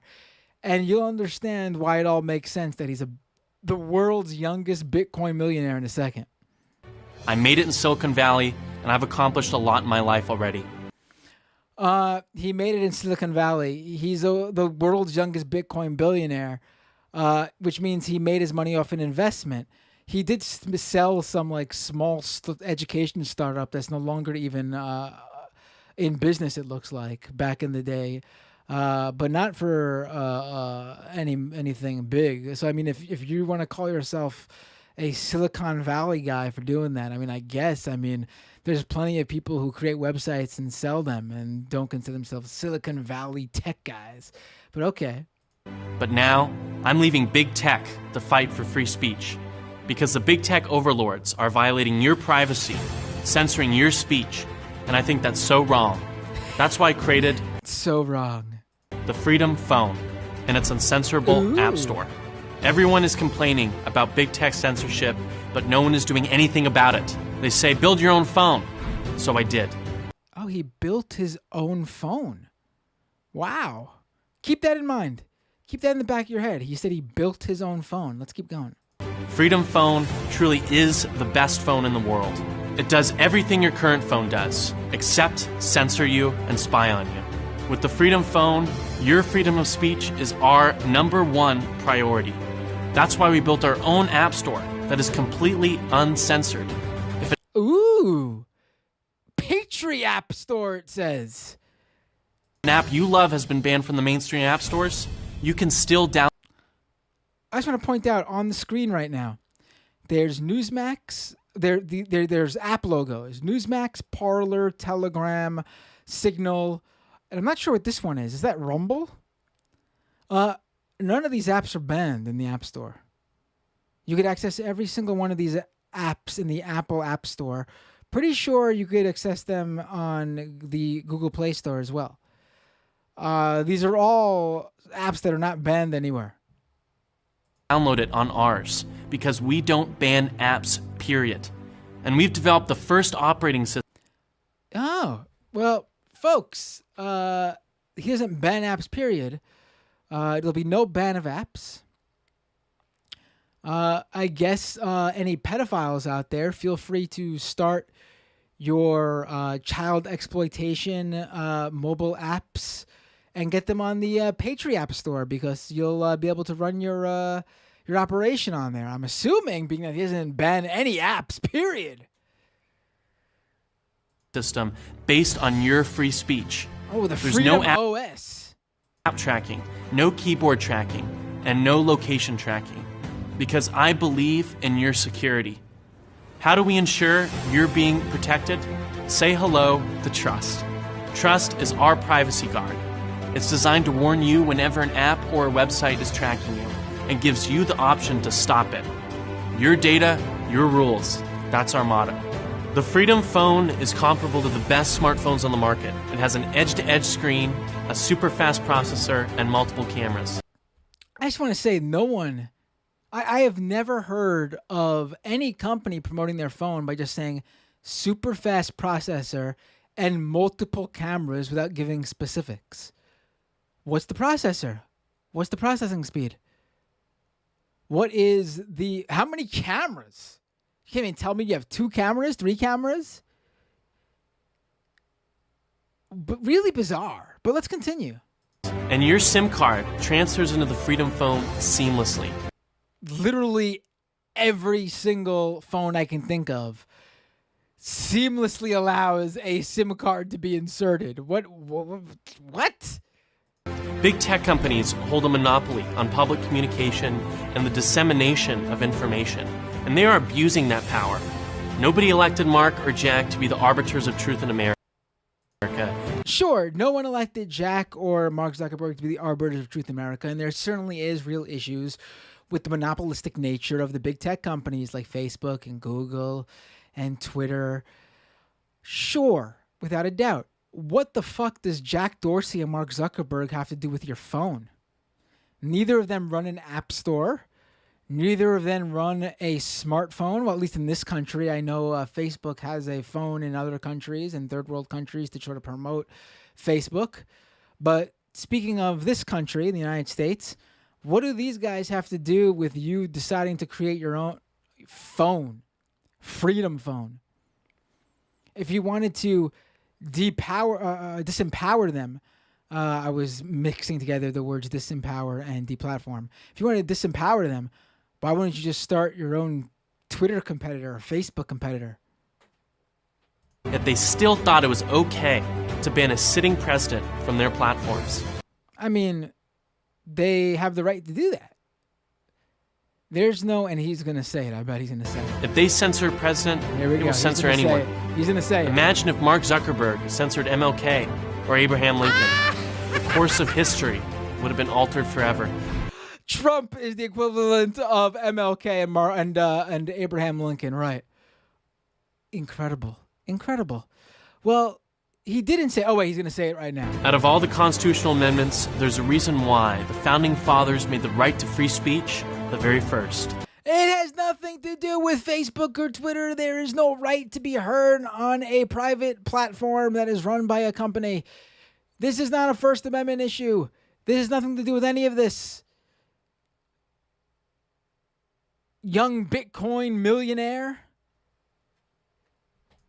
I believe you have a voice that deserves to be heard without being censored. Protect yourself from big tech censorship. Let your voice be heard. Live free with the Freedom Phone. Live free with the Freedom Phone. There's a website, freedomphone.com, we can go to. Let's take a look. Ooh! Freedom Phone. Completely, period, uncensored, period. Here we go. Here it is, folks. Get your Freedom Phone for the low, low price of $499.99. Uncensorable App Store, preloaded apps, which come with, oh, I was right, Rumble is that other logo. We got Parler, Rumble, DuckDuckGo, Newsmax, wonderful, preloaded apps, which automatically shows we're not talking about a free market because they're already pushing certain companies and applications on you. So there's already, the Freedom Phone is already making decisions for you, right? How free. Okay, wonderful. Freedom Phone, $500. Here's the thing, folks. A number of people have pointed this out, but Michael Phelan of the Daily Dot had a great piece that I'm going to, he had a Twitter thread that broke down the piece, summarized it. So I'm going to go through that. Michael Phelan of the Daily Dot, check out his piece on it. Here we go. So that Freedom Phone, it is based on a Chinese Android knockoff called Umigami A9 Pro. You can buy it on AliExpress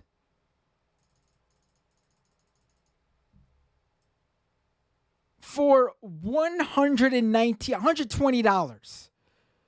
So here's what this dude's doing. Remember I told you to keep that in the back of your head, how he said he created a phone?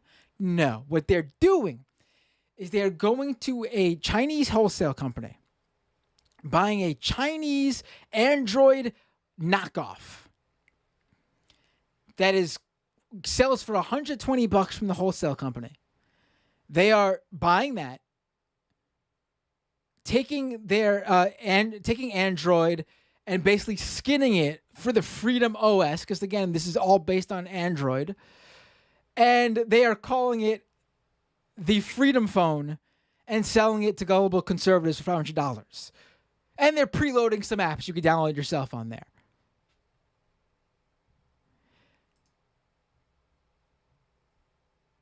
Not unbelievable, because remember, this guy's the world's youngest Bitcoin billionaire. And if there's anything we know about the crypto folks, is that they love to scam. They love a good scam. They love a good money-making opportunity. So Michael Thalen's Daily Dot piece, he spoke to so the Umigami A9 Pro uses a processor from a Taiwan-based chip company, MediaTek, known among hackers for being highly exploitable. And this is the highly private phone, right? The co-founder of My Hacker House, a cyber security expert, said, "I have never encountered a secure MediaTek device in my entire life."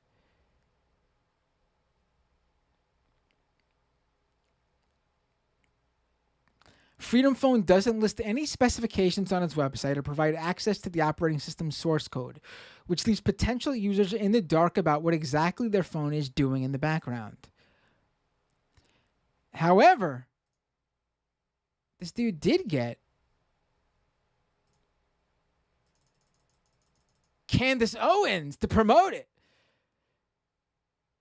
Candace Owens tweets out, "I am a proud partner of this amazing product. #Freedom Phone. Buy Apple and Google. Use code Candace and get 10% off your new phone." Wow, so $500, that's $50 off. So instead of going to AliExpress and buying the same cheap knockoff for $120, you could get it with Candace's coupon code for $450. What a great discount. Who else is promoting this? Jack Pasabic with another discount code, Pasabic. Amazing. Epic, he says. That's all he had to say about it, because I guess he too knows nothing about the phone. He must be getting some nice kickbacks here.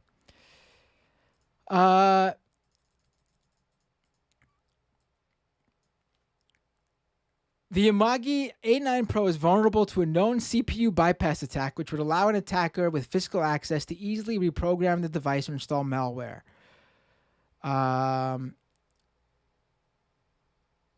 Amazing. And here we go. The Freedom Phone's creator, Eric Finman, confirms to the Daily Beast that Will Summer of the Daily Beast, who's been on the show before, that the device is indeed manufactured by Umadigi. Sorry if I've been saying the name of that company wrong. It's Umadigi. Oh, he misspelled it too. Okay.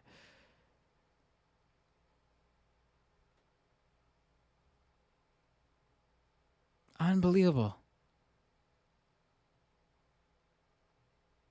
And everyone who promoted it, as Michael points out, of the Daily Beast. Candace Owens. What is she using, by the way, to promote it? Shouldn't be surprising. But she is using her Twitter for iPhone. Jack Pasabic using his Twitter from iPhone. Dinesh D'Souza is promoting it too. Tweeting from Twitter from iPhone.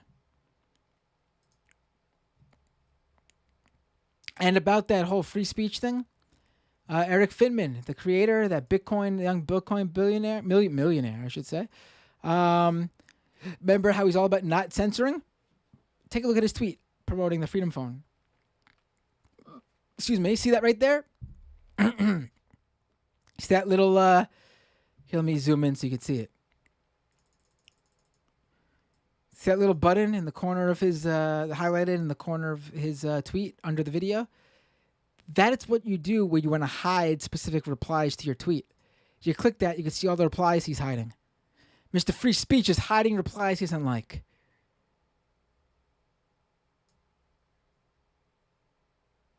Like someone asking where does child porn stand in this? He hid it. People pointing out how it'll become a haven for spyware. He hit it. People pointing out that Eric Finman tweeting just this past week from his Twitter for iPhone. He hit it. Wow, a Bitcoin millionaire hitting up gullible conservatives by selling a cheap AliExpress product as a technological new advancement and marking up the price from $120 to $500. Right. I mean, you couldn't write something like that. You really couldn't write it. It's just so on the nose. So on the nose. Grifters from the top to the bottom.